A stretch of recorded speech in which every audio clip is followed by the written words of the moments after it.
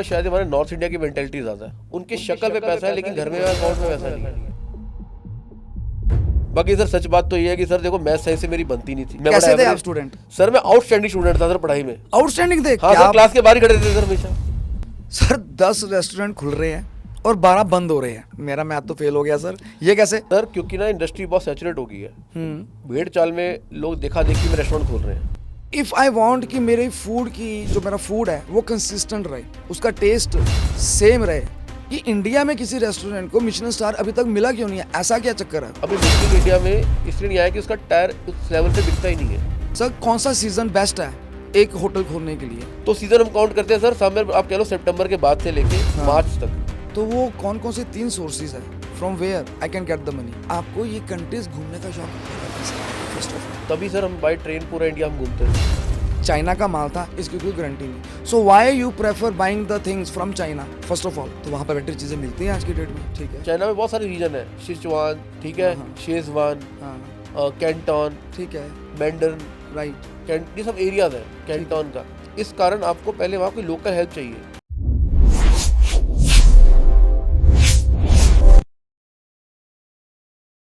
तो कभी आपने अगर मिलियनेयर बनने का सपना लिया है, ऐसा सोचा है कि आपके सिर्फ ना ही भारत में रेस्टोरेंट्स, कैफे, पब्स हो, बल्कि भारत से बाहर भी हो, कभी आपके दिमाग में ऐसा आया हो कि मैंने इंपोर्ट एक्सपोर्ट का बिजनेस शुरू करना है और उसके थ्रू मिलियनेयर बनना है?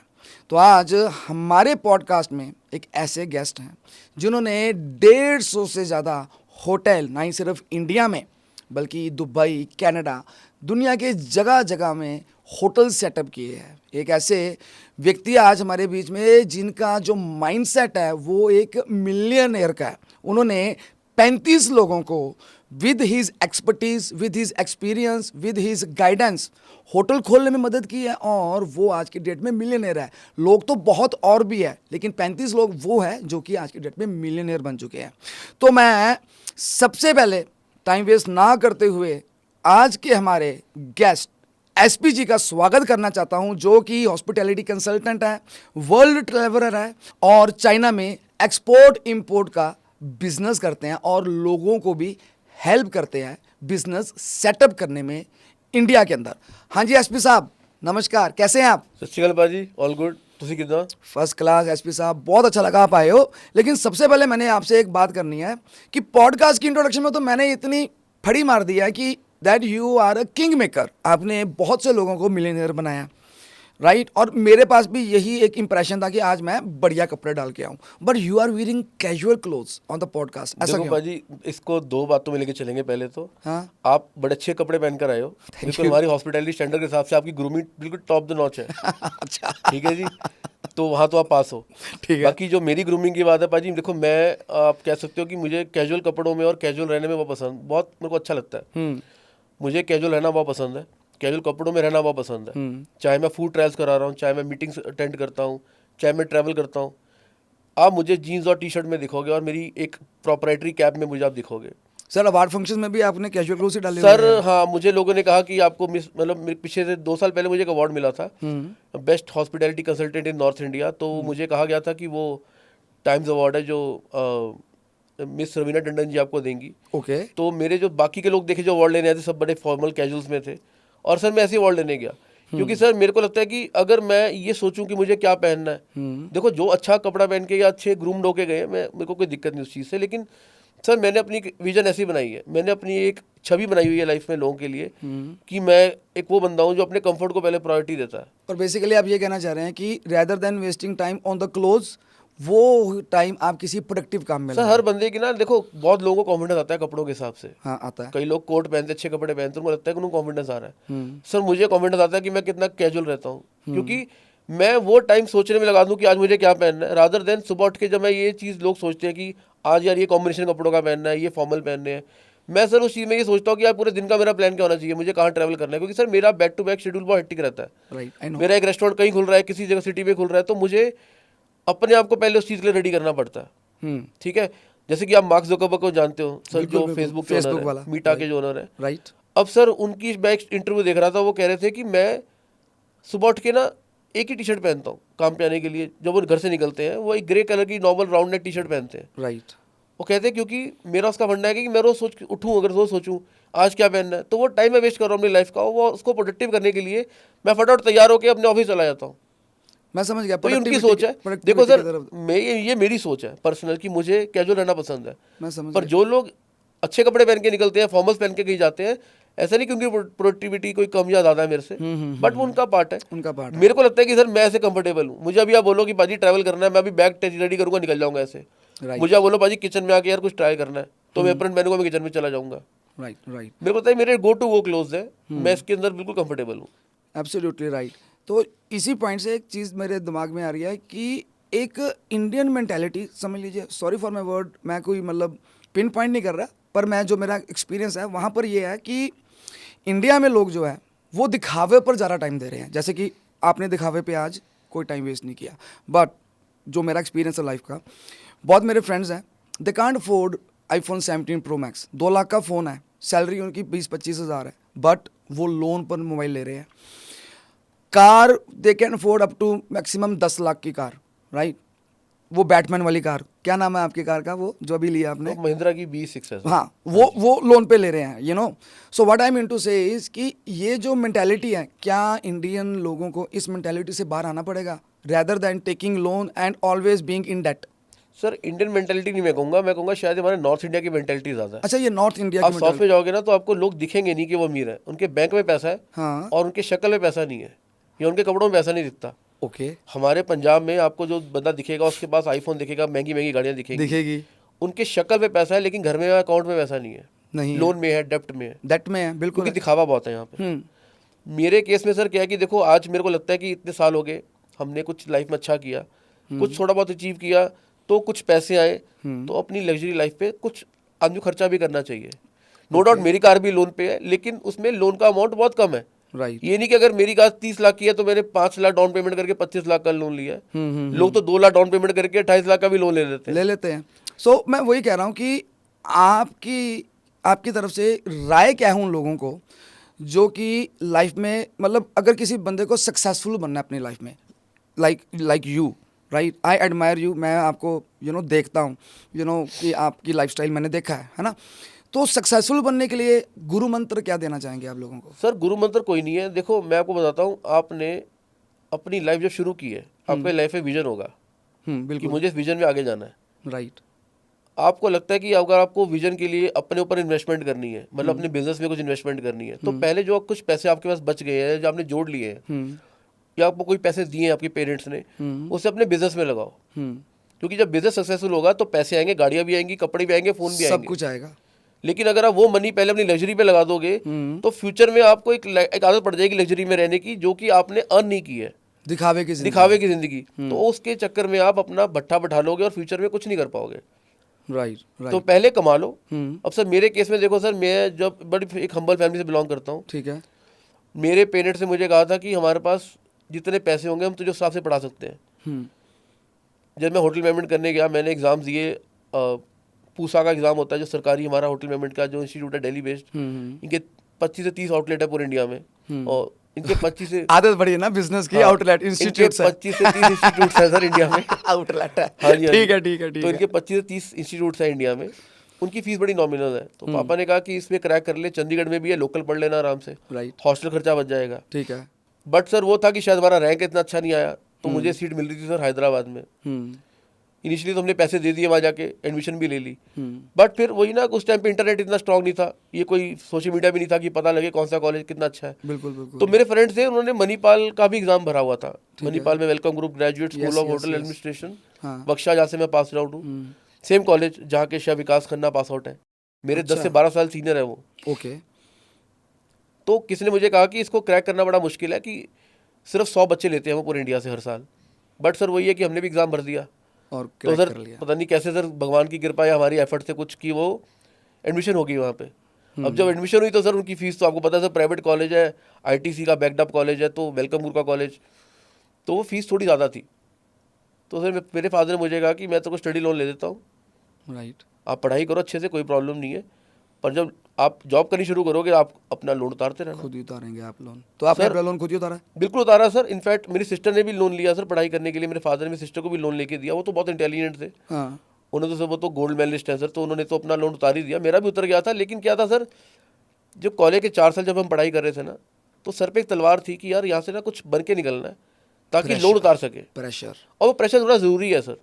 आज की डेट में सर मेरे पास जितना मर्जी पैसा आ जाए, मैं भी अपने बेटे को वो प्रेशर, अपने बच्चे को प्रेशर दूंगा।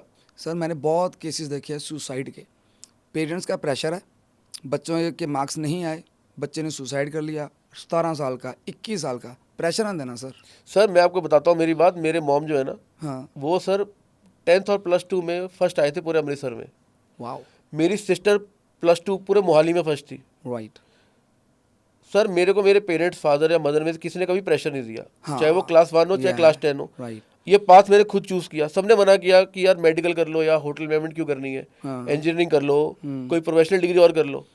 ये क्या बर्तन भांडे धोने वाला काम है, हाँ, हाँ, हाँ। प्याज काट लोग रहे हैं, बोलते हैं टमाटर ऐसे। काटोगे। हाँ, हाँ, उस टाइम तो सर लोगों को एक्सपोजर नहीं था हॉस्पिटैलिटी के बारे में। वेटर बनेगा। हाँ, बहुत लोगों ने बोला सर, रिश्तेदारों ने बोला, रिलेटिव्स ने बोला। बट सर मेरे पेरेंट्स ने कहा तो जो ठीक लगता तू वो कर। बाकी सर सच बात तो ये है कि सर देखो मैथ साइंस से मेरी बनती नहीं थी। मैं कैसे बड़ा थे आप average- स्टूडेंट? सर मैं आउटस्टैंडिंग स्टूडेंट था सर पढ़ाई में। आउटस्टैंडिंग थे? हाँ क्या सर, क्लास के बाहर ही खड़े थे सर हमेशा। क्लास के आउट हाँ, स्टैंड करते क्लास थे के बाहर तो खड़े रहते थे आउटस्टैंडिंग सर। हो गया। बिल्कुल सर, बिल्कुल। सर 64% मार्क्स थे 10वीं क्लास में, 10th में।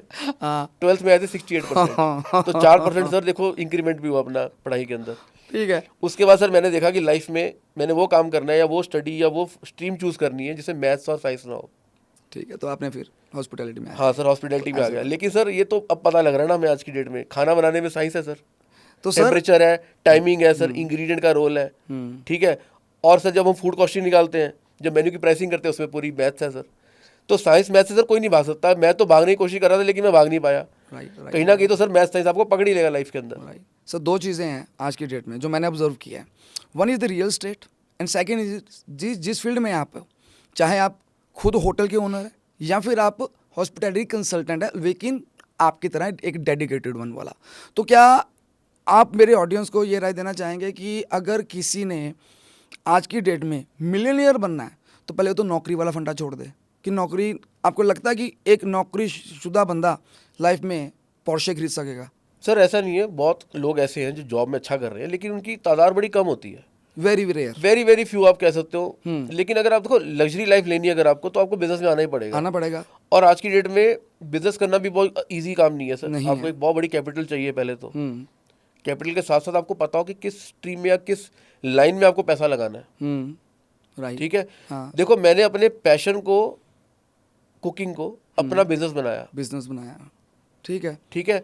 अपने शौक को जब मैंने अपना बिजनेस बनाया, उसको परस्यू किया, तो आज मैं सक्सेसफुल हूँ। मैंने सर होटल बनाना है, हाँ या मैं चाहता हूँ कि मेरे पास 1 करोड़ रुपए है, ठीक है। ठीक है अब मुझे होटल खड़ा करना है अपना, मेरे पास ज़ीरो नॉलेज है, कुछ नहीं पता मुझे होटल कैसे चलता है, मुझे एम्प्लॉयज़ कहाँ से हायर करने हैं, कुक कहाँ से लेके आना है, इक्विपमेंट्स कहाँ से खरीदनी है। तो अब मुझे ये बताओ कि क्या आप मेरी हेल्प कर सकेंगे या मेरे जैसे बंदे जो ये चाहते हैं उनकी हेल्प कर सकेंगे? सर देखिए सर, जो मेरी फर्म है रेडमिट हॉस्पिटैलिटी, रेडमिंट हॉस्पिटैलिटी, हाँ जी सर, हमारा काम ही यही है। हम लोग हैंड होल्डिंग करते हैं उन लोगों की जो लोग ये सोचते हैं कि हमें इस लाइन में कोई नॉलेज नहीं है और हमें इसमें कुछ करना है। देखो सर, मैं 2 चीज़ आपको क्लियर करूंगा। पहली चीज़ तो ये है कि सर हम बंदे की ज़ील देखते हैं। मतलब अगर आप सपोज करो मेरे को अप्रोच करते हो कि मुझे रेस्टोरेंट खोलना है, तो मैं पहले देखूंगा कि आपको क्या प्रायर नॉलेज है, क्या प्रायर एक्सपीरियंस क्या है, या क्यों आप ये करना चाहते हो, आपका विजन क्यों लेकर है। विजन देखेंगे आप। आपको लगता है ये ग्लैमरस लाइफ है कि मैं बैठूंगा, लोग आएंगे रेस्टोरेंट में, मैं पीआर बनाऊंगा अपनी, मैं पैसा अच्छा कमाऊंगा, बाद में सेल हो जाएगी। सर देखो सब कुछ होता है, लेकिन ये टाइम टेकिंग प्रोसेस है। बहुत लोग रास्ते में हिम्मत हार जाते हैं और बहुत लोग गलत विजन लेके चलते हैं। आज की डेट में सर एक बड़ा सिंपल सा आपको फैक्ट बताऊंगा कि अगर रोज 10 रेस्टोरेंट खुल रहे हैं ना, तो 12 बंद होते हैं। सर 10 रेस्टोरेंट खुल रहे हैं और 12 बंद हो रहे हैं। मेरा मैथ तो फेल हो गया सर, ये कैसे? सर क्योंकि ना इंडस्ट्री बहुत सैचुरेट हो गई है। भेड़ चाल में लोग देखा देखी में रेस्टोरेंट खोल रहे हैं। राइट। वो एक लोकेशन पे जाते हैं, देखते हैं यार ये एक रेस्टोरेंट चल रहा है, हाँ, ये फलाना ढमकाना रेस्टोरेंट है, इसकी इतनी सेल हो रही है। ठीक है। एक अजम्पशन होती है उनकी, वो देखते थे लोग बैठे हैं, हाँ। इसके बगल में 2 दुकान छोड़ के या बगल वाली दुकान को मैं रेंट लेके ये सेम कंसेप्ट खोलूंगा, चल जाऊंगा। राइट। सर मैक्सिमम रेस्टोरेंट तब बंद होता है जब लोग क्योंकि बगैर वो स्टडी भेड़ चाल में रेस्टोरेंट खोलते कॉपी हैं। पेस्ट फार्मूला यूज क्योंकि सर उस बंदे की एक लेगेसी बन चुकी है जो आपके बगल में वो सेल कर रहा है। हाँ। क्या वो डे 1 से उतनी सेल कर रहा था? नहीं कर रहा था। क्या जब उसने वो रेस्टोरेंट खोला तब मार्केट में उतना कॉम्पिटिशन था? नहीं था। सर ये रेस्टोरेंट कल्चर हमारे इंडिया में कैसे आया?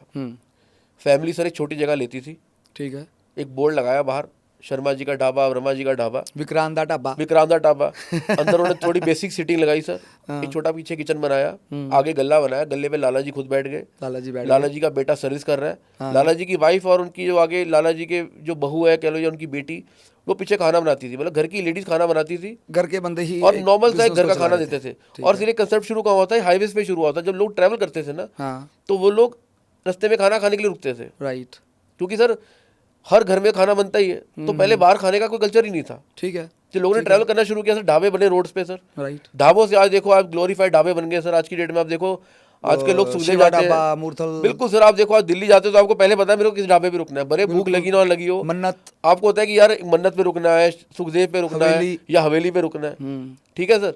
तो यहाँ से कल्चर शुरू हुआ। अच्छा, यहाँ से शुरू हुआ, हाँ जी, राइट। जितने भी पुराने रेस्टोरेंट्स हैं आप देखो, चंडीगढ़ में पाल ढाबा है, या अमृतसर में केसर का ढाबा कह लो, या दिल्ली में अल जवाहर है या करीम है, सर ये बड़े बेसिक इंटीरियर वाले रेस्टोरेंट्स हैं, क्योंकि इनकी यूएसपी खाना था, आज भी इनकी यूएसपी खाना है। और उस टाइम पे सर इतनी मार्केट में और रेस्टोरेंट्स नहीं थे, डिमांड नहीं थी। हाँ, मैं समझ गया, मतलब ठीक है धीरे सर, धीरे ये कल्चर बढ़ा, तो इनका एक इनकी लेगेसी बन गई। ठीक है, आज भी अगर अमृतसर जाते हो तो आपको पहले बंदे बोलते हैं यार पहलवान का कुलचा खा के आना, बिल्कुल, भरावा के ढाबे के अंदर जाना, लंच वहाँ करना, डिनर में थाली वहाँ खाना, तो सर ये चीजें बन गई। ठीक है, उससे क्या हुआ सर, सिटी के अंदर अब धीरे धीरे धीरे धीरे धीरे जब लोगों को लगा कि हमारे पास हमारे जो मेन बिजनेस है, प्राइमरी बिजनेस से कुछ अच्छी इनकम आनी शुरू हो गई है और कुछ ग्लैमरस करना है और वो काम करना है जिसमें डे वन से रिटर्न है और जिसमें उधारी नहीं है, मतलब आपका क्लाइंट आपको इंस्टेंट पैसे दे के जा रहा है खाना खा के।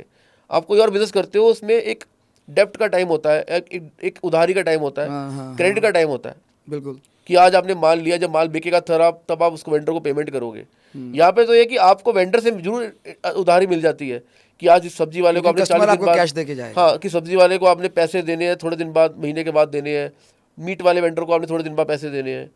तो आपको जो क्लाइंट है लेकिन वो आपको इंस्टेंट पैसे देके जा रहा है। बेस्ट चीज़ है पहले तो ये कि पैसा फंसता नहीं है।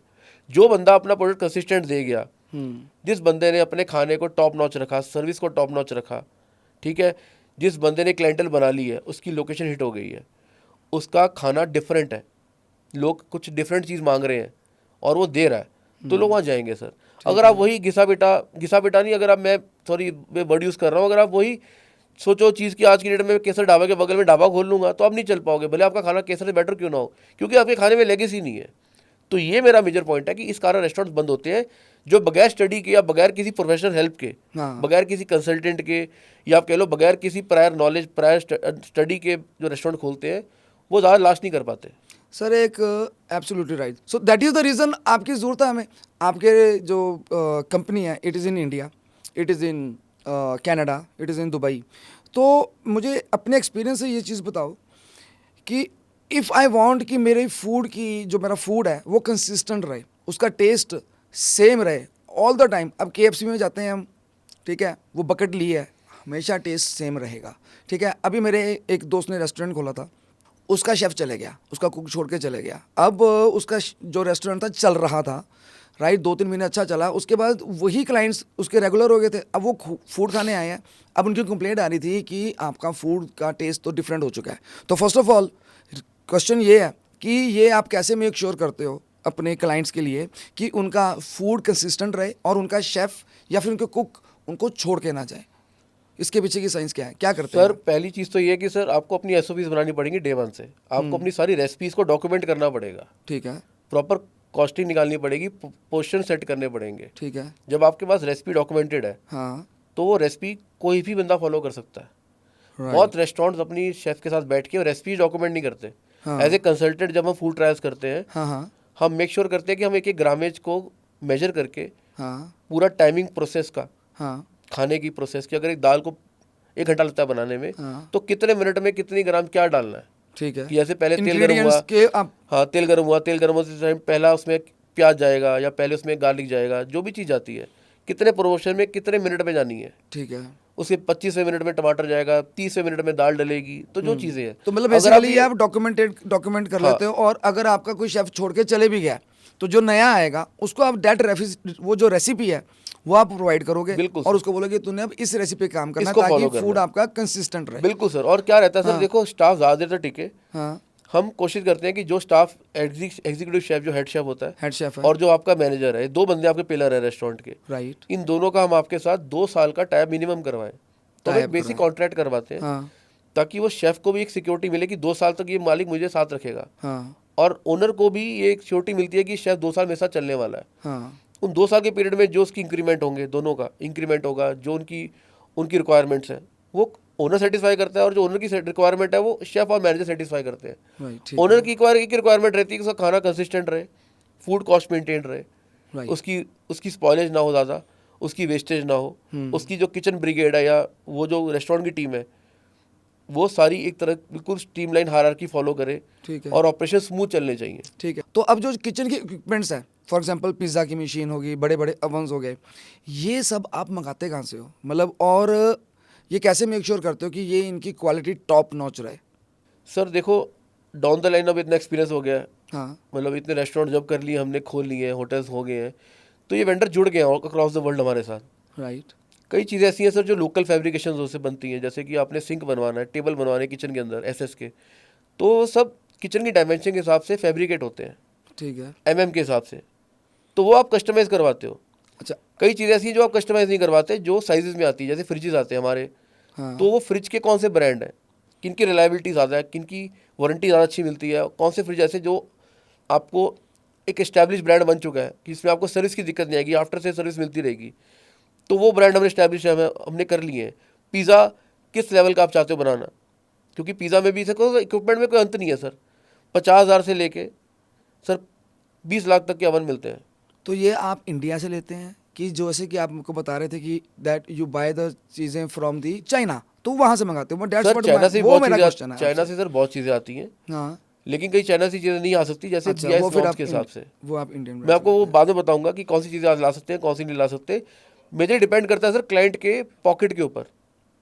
अब अगर क्लाइंट ने एक नॉर्मल टेक अवे खोलना है, तो उसके लिए जो ओवन्स यहाँ अवेलेबल है इंडिया के अंदर लोकली, हम उसको प्रोवाइड करते हैं। लेकिन कोई क्लाइंट ऐसे हैं जैसे कि अच्छे 5 स्टार होटल्स हैं जिनके नॉर्म्स होते हैं कि उनको बहुत टॉप नॉच के इक्विपमेंट चाहिए, तो वो जर्मन इक्विपमेंट्स है, जर्मन ओवन्स हैं, हम लोग वो उनके लिए इम्पोर्ट करते हैं। ठीक है सर। कोई लग्जरी होटल जो आपने, चलो मैं बाहर तो क्या ही जाऊँ, अभी मैं फिलहाल चंडीगढ़ की बात करता हूँ क्योंकि पॉडकास्ट चंडीगढ़ में शूट हो रहा है।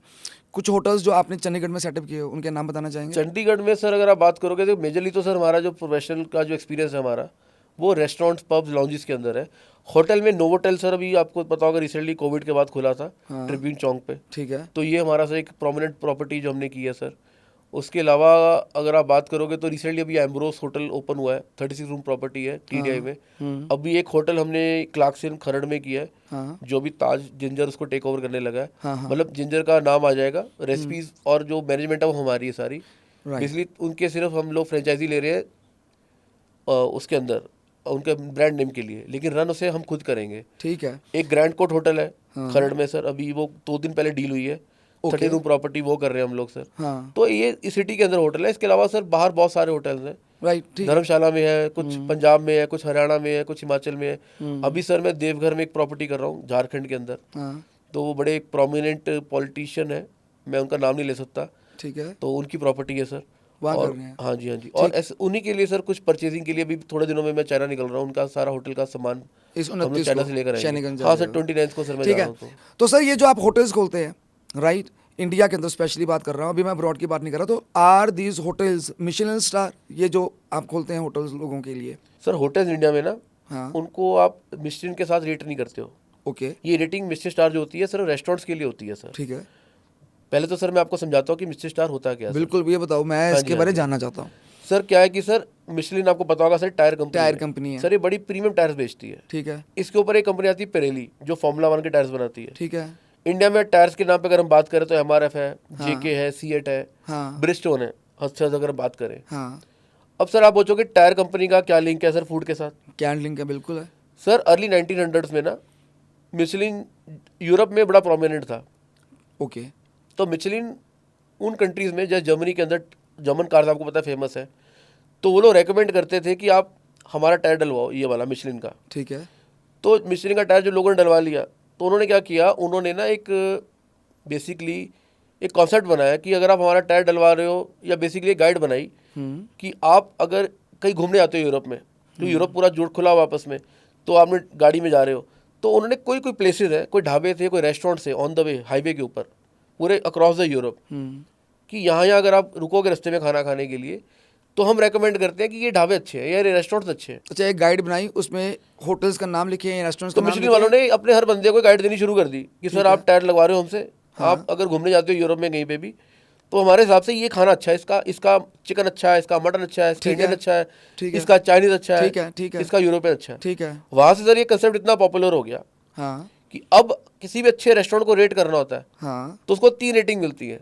हाँ अगर नया खोला अच्छा खाना दे रहा है हाँ, तो उसको 1 मिशेलिन मिलेगा। राइट, वो कंसिस्टेंटली और अच्छा खाना दे रहा है, उससे बेटर खाना दे रहा है या वैसे ही खाना दे रहा है तो 2 मिशेलिन मिलेगा। ठीक है। और अगर वो बहुत सालों से इकट्ठा बहुत अच्छा काम करते आ रहे हैं मतलब तो उनको 3 मिशेलिन मिल जाएगा, जो कि एक टॉप मोस्ट क्राइटेरिया होता है। तो इसमें जैसे food होटल्स में 5 स्टार से ऊपर कुछ नहीं होता, नहीं होता। ऐसे ही रेस्टोरेंट में मिशेलिन स्टार में 3 मिशेलिन से ऊपर कुछ नहीं होता। सो बेसिकली ये आपकी फूड की क्वालिटी देखते हैं, ये आपकी फूड की कंसिस्टेंसी देखते हैं और हॉस्पिटैलिटी को भी काउंट करते हैं ये। बिल्कुल सर, ये हर चीज़ देखेंगे कि आपको एंटर करने से लेके एग्जिट तक उन्होंने क्या क्या एक्सपीरियंस किया, जब वो अंदर Experience घुसे किया। कैसे ग्रीट किया गया, टेबल कैसे दिया गया उनको, पानी कैसे सर्व किया, खाना कैसा आया, कितना खाना आया, उसमें पोर्शन साइज क्या था, उसका टेम्परेचर क्या था खाने का। अच्छा, ये आपको सारा चीज़ें सब चीज़ें सब सर चीज़ें देखते हैं। और वो मिस्ट्री ऑडिट करते हैं, जो वो आएंगे आपको बता के नहीं आएंगे। वो अच्छा, सरप्राइज विजिट होती है। सरप्राइज विजिट होती है जब वो सुनते हैं रेस्टोरेंट मार्केट में उसकी हाइप सुनते हैं कि यार ये फलाना टोक्यो में रेस्टोरेंट है बड़ा अच्छा कर रहा है, तो वो आएंगे चुपचाप आपका आउटलेट देख कर आएंगे और चले जाएंगे। फिर आपको बाद में बताएंगे कि हम आए थे, हमें लगा कि आप उस वर्दी हो कि हम आपको 1 मिशेलिन के लिए कंसीडर कर सके। ठीक है, ये तो आपने बता दी मिशेलिन स्टार की स्टोरी, ये क्या करते हैं, पर ये रीजन बताओ कि इंडिया में किसी रेस्टोरेंट को मिशेलिन स्टार अभी तक मिला क्यों नहीं है? ऐसा क्या चक्कर है? सर इंडिया में ना अभी मिशेलिन स्टार आया ही नहीं है। ऐसा क्यों? उसका रीज़न ये है कि सर हमारा जो बेसिक उनका टायर का जो कस्टमर है ना, हाँ, अभी मिशेलिन इंडिया में इसलिए नहीं आया कि उसका टायर उस लेवल पे बिकता ही नहीं है इंडिया में। हाँ जी, ठीक है, ठीक है सर। राइट, और थर्डली अभी उन्होंने अगर टायर तो चलो मिल जाएंगे आपको, शॉप से मिलते हैं, उतना प्रोमिनेंट वो सेल नहीं कर रहे। समझ गया मैं। सेकेंडली उन्होंने अभी तक कोई ऐसी गाइड के ऊपर काम ही नहीं किया है कि वो इंडिया में बता सके कि कौन से रेस्टोरेंट मिशेलिन स्टार लायक है। बहुत सून मैंने सुना है कि शायद वो इंडिया में आके रेटिंग शुरू करने वाले हैं, क्योंकि इंडिया सर अपने आप में बहुत बड़ा कंट्री है सर। Right right right. आप कह लो कि यूरोप से बड़ा तो इंडिया हमारा पूरा। तो इंडिया में अगर वो आएंगे तो सर उनको बहुत एक्सट्रीम लेवल तक रिसर्च करनी पड़ेगी। अभी सर उन्होंने इसी कारण इंडिया में स्टेप नहीं किया। ठीक है, अभी तक सर वो अगर प्रोमिनेंट है तो सर वो थाईलैंड में है, दुबई में है, टोक्यो में है, सिंगापुर में है, मिडल ईस्ट में है और यूरोप में है। Right sir. सर अभी कल जब हम बात कर रहे थे, आपने मुझे एक चीज़ बोली थी कि विक्रांत, अगर तूने किसी के साथ दुश्मनी निकालनी है ना, तो उसको तू बोल दे कि तू होटल खोल ले। आपने ऐसा क्यों बोला मुझे? सर आपका तो बिजनेस है ये, आप लोगों की हेल्प करते हो, और जैसे कि आपने 150 से ज़्यादा होटल खोल चुके हो, और मेरा ख्याल कितने और लाइन में है? सर 40 चल रहे हैं अभी, 40 और लाइन में चल है रहे ना। हैं सर अभी, हाँ तो जी। अब पॉडकास्ट में अगर आप ये बोल दोगे लोगों को कि भाई होटल खोलो ही ना, तो सर आपका तो बिजनेस ठप। ऐसा क्यों? सर लोगों का बिजनेस ठप ना हो हाँ इसलिए हम पहले उनको वार्न करते हैं इस चीज़ को। हाँ क्योंकि सर देखे देखी लोगों ने बहुत रेस्टोरेंट्स खोले हैं, बहुत लोगों ने अपने पैसे खराब किए हैं, हाँ, अपने फादर की या अपनी खुद की हार्ड अर्न मनी को सर डुबाया उन्होंने, राइट, क्योंकि सर उनके पास कोई प्रायर नॉलेज, कोई एक्सपीरियंस हाँ, या कोई गाइडेंस नहीं थी सर, ठीक है, प्रोफेशनल गाइडेंस नहीं थी। हाँ, राइट, उनको सर सिर्फ ये दिखता है कि एक रेस्टोरेंट चल रहा है, अच्छा मुझे इसके बराबर कुछ करना है, सोशल मीडिया पे 2 चीज़ें देख ली, कॉपी करने की कोशिश की, हाँ, लेकिन उनको इंसाइट्स नहीं पता होते सर इस चीज़ के। बोलते रहो बोल। उनको सर इस चीज़ के इंसाइट्स नहीं पता होते। वहाँ पर सर वो लोग हमें अप्रोच करते हैं, तो जो लोग हमें अप्रोच करते हैं सर, हम चाहते हैं कि उनका रेस्टोरेंट चले, सर्वाइव करे और बंद ना हो। इसलिए सबसे पहले तो सर हम उनसे पूछते हैं कि उनका विजन क्या है रेस्टोरेंट को लेकर, उनका विजन क्या है, उन लोगों के का कंसेप्ट क्या है। अगर उनको क्लैरिटी उस चीज़ की है और हमें लगता है कि ये चीज़ फीजिबल है और चल जाएगी, तो हम उनका प्रोजेक्ट लेते हैं।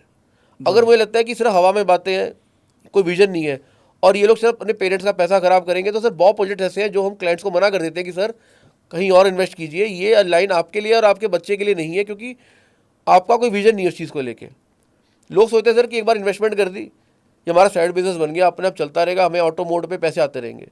सर ये वो लाइन है जहाँ पे आपको सुबह से लेकर शाम तक बैठना पड़ेगा। सुबह से लेकर शाम तक बैठना पड़ेगा मतलब? बिल्कुल सर, क्योंकि सुबह सब्जी जब आ रही है, जब कोई चीज़ आ रही है, आपका जो इंग्रेडिएंट आ रहा है, मतलब मॉनिटर करना पड़ेगा। बिल्कुल मॉनिटर करना पड़ेगा सर कि कहीं फिलफ्रेश तो नहीं है, कहीं ऐसा तो नहीं है कि सामान गलत आ रहा है, क्वालिटी चेक करनी पड़ेगी आपको। नो डाउट शेफ करेगा, लेकिन सर एज ए ओनर आपको अपनी पूरी आंखें खोल कर रखनी पड़ेगी। मतलब ये ऑटोमेटेड पे नहीं काम चलने नहीं सर, फिर आपको सेल्स टीम के साथ बैठना पड़ेगा, अपने पीआर वाले साथ बैठना पड़ेगा कि प्रमोट कैसे करे इसको, क्या चीज़ है, मार्केटिंग कैसे करनी है। सर कौन सा सीजन बेस्ट है एक होटल खोलने के लिए, स्पेशली इन इंडिया? सर देखिए बेसिकली सर इंडिया में तो सीजन्स बहुत सारे हैं, राइट। पर मेन हमारा जो फूड का सीजन होता है, इसको हम बोलते हैं ना कि एक जिसमें लोग ज़्यादा खाना पीना खाते हैं, जो रिसर्च के हिसाब से लोग बोलते हैं कि ज़्यादा आउटिंग पे जाते हैं, हाँ। वो है सर आप देखिए वेदर के हिसाब से, क्योंकि जब गर्मी होती है लोग निकलते नहीं सर, बारिशों में लोग नहीं निकलते। राइट।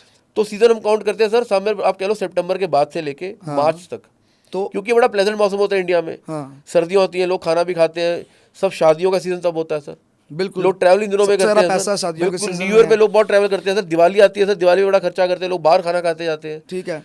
तो सर ये जो सीजन आता है ना आपका मार्च के बाद का, अप्रैल वाला, मई ठीक जून नहीं वाला, है। तो बहुत गर्मी होती है सर। गर्मी Right है। लगेगी सर, आपको पता है आप इंजॉय नहीं कर पाओगे, आप ड्रिंक नहीं कर पाओगे अच्छे रेस्टोरेंट में जाके, आप पार्टी नहीं कर पाओगे, आप खाना नहीं खा पाओगे। तो हम लोगों को सजेस्ट करते हैं कि इन दिनों में आप रेस्टोरेंट का काम शुरू करो, अगर आपने काम शुरू करना है, रेस्टोरेंट खोलना है तो। बिल्कुल बिल्कुल। क्योंकि दिन लंबे होते हैं गर्मियों में, तो आप लेबर को लाओ, आप अपना कंसेप्ट शुरू करो, आप हमसे आप मिलते हो, हम आपको सारे लेआउट्स आर्किटेक्ट के साथ बैठ के हम लोग पूरा एक टीम बनाते हैं कि वो काम कैसे करना है। तो एक सर जो हॉस्पिटैलिटी कंसल्टेंट है लाइक यू, आपकी टीम में कौन कौन से डिपार्टमेंट्स हैं और आप एक सिंक में कैसे काम करते हो? सर हमारे पास आज की डेट में, बीगम मैं खुद फूड कंसल्टेंट हूँ, हाँ। तो 2-3 मेरे और शेफ्स हैं जो मेरे लिए काम करते हैं। ठीक है। आर्किटेक्ट्स हैं सर। हाँ। अब आर्किटेक्ट्स भी डिफरेंट है, मुझे पता है किसी आर्किटेक्ट की स्पेशलिटी बैंक्वेट्स है, किसी की कैफ़ेज़ है, किसी को लॉन्च की लाइटिंग की नॉलेज है, क्लब की लाइटिंग की नॉलेज है। तो प्रोजेक्ट टू प्रोजेक्ट हम लोग अपने आर्किटेक्ट्स को काम देते रहते हैं। बैक हैंड ऑटो कैड वाला है सर जो हमारे लेआउट्स बनाता है, 3D वाला बंदा है। तो ये पूरी टीम सिंक में काम करती है। सिंक में काम करती है आपकी। हाँ जी। तो आप कोऑर्डिनेट कैसे करते हो अपना कनाडा और दुबई वाली टीम के साथ जो सर वो वहाँ पर टाइम भी टू है? टाइम हमारी मीटिंग होती रहती है सर, फोन आते रहते हैं, प्रोजेक्ट टू प्रोजेक्ट हमारी टीम उनसे कोऑर्डिनेट करती है। हाँ। अब कोई प्रोजेक्ट अगर कनाडा में चल रहा है तो उनसे हमारी रात को बात होती है, क्योंकि वहाँ दिन है सर। राइट। तो 9-10 बजे हमारी कॉल होती है उसके हिसाब से कि कैसे काम चल रहा है वहाँ पे, कौन से लेआउट्स भेजने हैं, और वहाँ से वीडियो कॉल पे हमें क्वारीज आती हैं कि ये जो काम चल रहा है ठीक चल रहा है। ओके, मतलब monitor मॉनिटरिंग करते होती हैं रहती है आप। सर, मैं सेम समझ गया। कनाडा के साथ, सेम दुबई के साथ भी सर हमारा। मुझे एक होटल खोलना है और मेरे पास अभी ज़्यादा पैसे नहीं है, तो वो कौन कौन से 3 सोर्सेज है from where I can get the money? Sir देखो, अब पहली बात तो आपके पास पैसे खुद सफिशिएंट होने चाहिए। अगर आप होटल खोलने जा रहे हो, हाँ। ठीक है जी, बजट टू बजट काम होता है सर। अगर पहली चीज़ आप रेस्टोरेंट खोलने जा रहे हो, कैफ़े खोल रहे हो, तो आपको पता होगा कि बजट कितना है। हाँ। शायद वो बजट आपको लगता है सफिशिएंट है, एज ए कंसल्टेंट हमें लगता है कि वो सफिशिएंट नहीं है। नहीं है। तो पहले तो हम आपको बताएंगे कि सर आप सोच रहे हो कि मुझे टेक अवे खोलना है छोटा सा, राइट। तो 2-3 लाख, 5 लाख, 10 लाख में खुल जाएगा। लेकिन आपका कंसेप्ट समझने के बाद, लोकेशन देखने के बाद मुझे लगेगा कि सर ये 20-25 लाख का काम है।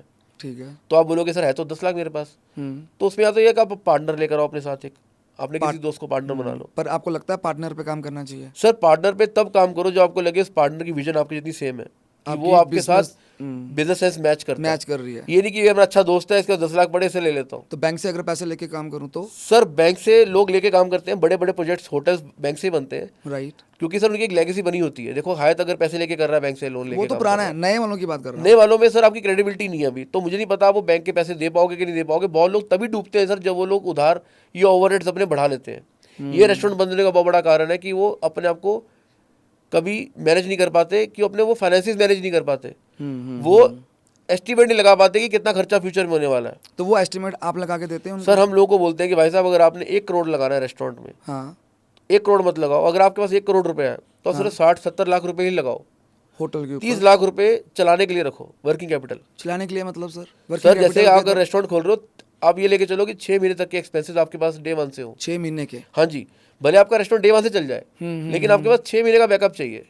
राइट। चाहे आपने सैलरी देनी है, चाहे रेंट देना है, चाहे इंग्रेडिएंट कॉस्ट बेयर करनी है, लाइसेंसेस है, बहुत चीज़ें हैं। हाँ। लोग क्या करते हैं गलती सर, 1 करोड़ लगाना होता है, हाँ। देखा देखी में 1.5 करोड़ लगा लेते हैं। 50 लाख फादर से एक्स्ट्रा ले लिया, कहीं से सोर्स कर लिया, बैंक से लोन ले लिया, किसी से उधार मांग लिया, और सर उनको वर्किंग के लिए वहाँ पे पैसा नहीं रहता सर, क्योंकि आज की डेट में रेस्टोरेंट बनाना एक चीज़ है सर, उसको चलाने के चलाना लिए अलग चाहिए। चीज़ है। आपने गाड़ी तो खरीद ली, पेट्रोल भी तो अब गाड़ी में डालना है, पेट्रोल भी डलवाना है ना सर। इंश्योरेंस भी करानी है, अब ये नहीं कि बगैर पेट्रोल डले गाड़ी चलाओगे नहीं आप, सर्विस भी करानी है। और रेगुलर पेट्रोल डलेगा, इंश्योरेंस भी रेगुलर होगी, होटल रेस्टोरेंट की मेंटेनेंस भी होनी है सर, कुछ टूट गया ठीक भी करवाना है, रेनोवेशन भी करवानी है। ठीक है। तो इसलिए आपको अपनी पूरी कैपिटल नहीं लगानी सर, आपको उसका पार्ट लगाना है। अगर आपको लगता है कि 1 करोड़ में कैफे नहीं खुलता, मत खोलो, छोटा आउटलेट खोल लो। ठीक है सर। रिटर्न ऑन इन्वेस्टमेंट की अगर बात करें, फॉर एग्जांपल मैंने होटल खोला, तो मैं कब एक्सपेक्ट करूं कि अब मुझे इस होटल से हर हालत में प्रॉफिट आना ही आना चाहिए, और अगर वो क्या टाइम पीरियड है जो कि हम एक एज अ बेंचमार्क समझ लीजिए कि अगर इतनी देर तक, इतने महीनों में अगर मुझे प्रॉफिट नहीं आ रहा होटल से, तो अब टाइम आ गया कि मैं होटल बंद कर दूं? सर देखो सर, पहली चीज़ तो ये है कि हम लोग ये सोच के चलते हैं कि हमारा कैफे डे वन से चलेगा, या हमारा होटल रेस्टोरेंट जो भी हम आउटलेट खोल रहे हैं ये डे वन से हिट होगा ही होगा। ठीक है, ये हम सोच के वो डिपेंड करता है लोकेशन के ऊपर सर। लोकेशन के ऊपर। देखो आप आज इलांटे में कुछ खोलो आप, हाँ। आपको डे वन से धक्का पड़ेगा, लोग आएंगे, जगह देखेंगे आपकी। लोकेशन सेक्टर 26 में खोलो, अब आपके प्रोडक्ट में दम है उस क्लाइंट को वहाँ रिटेन करने का। अगर आपके क्लाइंट आपके फूड में वो दम है, आपके एमईएस में आपके पास वो सर्विसेज सारी हैं जिस कारण वो क्लाइंट बार बार वापस आ रहा है। अगर क्लाइंट वापस आ रहा है बार बार तो आप बेफिक्र हो जाओ, आपका बिजनेस बहुत जल्दी आपको रिटर्न ला के देगा। Right, absolutely. पर अगर आप अपने क्लाइंट को रिटेन नहीं कर पा रहे हो, आपकी सेल नहीं बढ़ पा रही, दिन ब दिन कम हो रही है, तो सर हम बोलते हैं क्लाइंट को कि मैक्सिमम 2 साल के अंदर वो अगर उसका आरओआई नहीं आता, कितना आना चाहिए आरओआई? सर आरओआई मतलब रिटर्न पूरा आना चाहिए उसे, जितने पैसे लगाए हैं 2 साल में वापस आने चाहिए। मतलब 2 करोड़ लगाया तो 2 साल में 2 करोड़ वापस आ जाना चाहिए। आ जाना चाहिए। अगर ना आया तो? अगर नहीं आता सर, हाँ। तो फिर आप कुछ गलत कर रहे हो। हाँ। या तो आप उस लाइन के लिए नहीं बने हो, हाँ। या आपको समझ नहीं आ रहा क्या हो रहा है। आप उसको या तो सेल कर दीजिए या ऑपरेशन बंद कर दीजिए, क्योंकि उसके बाद आप जितना कैश डालोगे बिजनेस में उतना बर्न होता जाएगा, आपको कुछ रिटर्न नहीं मिलेगा। ओके, 2 साल तक 2 साल आपने एक बेंचमार्क रखा हाँ, हुआ है। बेंचमार्क है। लेकिन कई लोगों को सर 1 साल के बाद काम सेट होता है, हाँ। और जब उनको लगता है 2 साल बाद आपको अपने आप को बैठ के एक बार ऑन पेपर अपनी टीम के Audit साथ, किया, अपने audit किया। ऑडिटर्स के साथ बैठना है, अपने फाइनेंसर्स के साथ बैठना है, और आपने देखना है कि हम सही जा रहे हैं गलत जा रहे हैं। हाँ। अगर आपको लग रहा है कि 1 साल तक आप लॉस में थे, लेकिन 1 साल के बाद आपकी सेल अब हर महीने profit बढ़ती होना जा शुरू रही हो है, गया।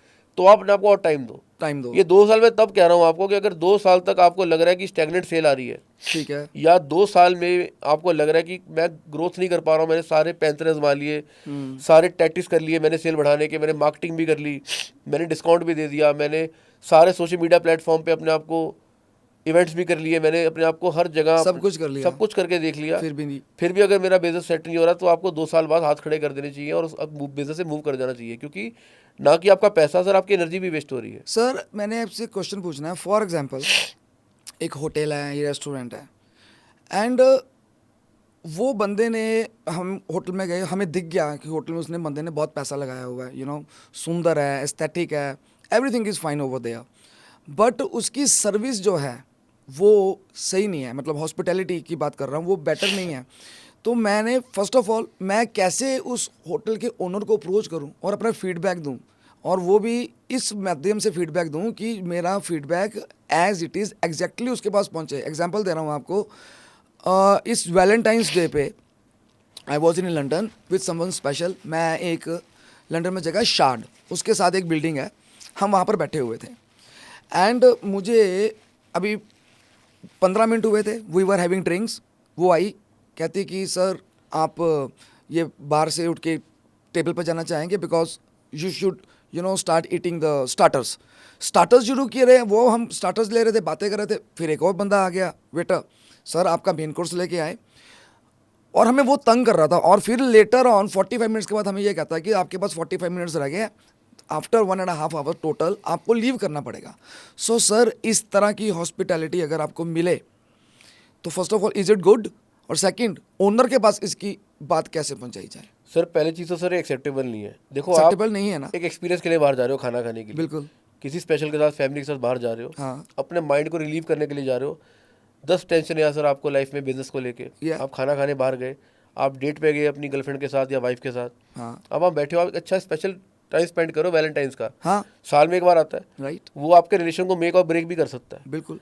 अब उस टाइम पे आप कुछ इंपॉर्टेंट डिस्कशन कर रहे हो, Right. और कोई आके सर पे खड़ा हो गया, आपको बार बार कहता है सर ये टाइम हो गया या आप ऑर्डर करो। हाँ। इंडिया में सर ये चीज़ होती नहीं है, नहीं होती है। आप देखो हमारा कंट्री सर, हम लोग अतिथि देवो भव बोलते हैं, गेस्ट हमारे लिए गॉड है। राइट, आप किसी स्टारबक्स में या किसी कॉफ़ी शॉप में जाके लैपटॉप लेके बैठ जाओ, बहुत लोग आपको मना नहीं करेंगे, भले आप एक कॉफ़ी लेके बैठे रहो, ठीक है, क्योंकि सर हमें क्लाइंट की ज़रूरत है। राइट, क्लाइंट भगवान है, वो अगर आ रहा है वो आपको पैसे दे के जा रहा है, हाँ। जिस कारण आपका लेवलीहुड चलता है। तो आपको क्या लगता है सर, मुझे उन्होंने ऐसा क्यों बोला? वो सर देखो उनकी, मुझे नहीं पता, जो उन्होंने अगर ऐसा बोला आपको तो बहुत गलत बोला। हाँ, इसका सही तरीका क्या था कि अगर वो आपको बैठने से पहले बता देते कि सर हमारे ये कंडीशंस है यहाँ पे, कि यहाँ पे अगर आप बैठोगे मिनिमम बिलिंग इतनी होगी, या आपको टाइमली कुछ ऑर्डर करना है, तो आपको अगर वो चीज़ पता होती और आप तब बैठते तो बात डिफरेंट थी। अगर उन्होंने आपको बैठने से पहले अपने टर्म्स एंड कंडीशन नहीं बताए तो सर उनकी बहुत बड़ी गलती है। और अगर आपको वो गलती हाईलाइट तक, ओनर तक आप चाहते हो उसको पता लगे, हाँ, तो मैं चाहूँगा कि सर आप उनके सोशल मीडिया पे जाएं पहले तो। राइट, हर ओनर अपने रेस्टोरेंट का सोशल मीडिया देखता है, ठीक है, या आप उसके गूगल पे रिव्यूज डालिए, हाँ उनकी वेबसाइट पे रिव्यूज डालिए, उनके सोशल मीडिया पे रिव्यूज डालिए ठीक है। और उनको बोलिए कि sir I want to talk to the owner हाँ because I need to tell you something, कि जिस कारण आपके रेस्टोरेंट की जो एक इमेज है वो खराब ना हो, डेट टू इन सेंट्रल कि I am your very proud customer and very loyal customer, और ऐसा मैं बार बार आ रहा हूँ आपके लिए, मैं लॉयल गेस्ट हूँ आपका। ठीक है। तो मैं चाहूंगा कि सर आपको पता लगे कि एक लॉयल कस्टमर क्या डिमांड कर रहा है और उसकी एक सीरियस कंसर्न क्या आपके रेस्टोरेंट को लेकर, राइट जो शायद आपका मैनेजमेंट आपको नहीं बता रही। राइट।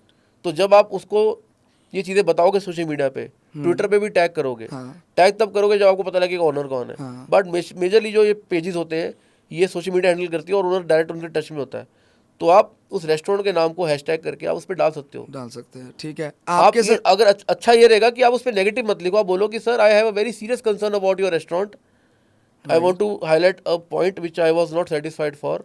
ठीक है। तो आप डालोगे तो वो ओनर पक्का अच्छा ओनर होगा रेस्टोरेंट का, तो आपको कॉल बैक करेगा या आपको मेल करेगा और आप तक वो वापस आएगा जरूर। ठीक है, आपकी हॉस्पिटैलिटी इंडस्ट्री के बारे में बात होगी है।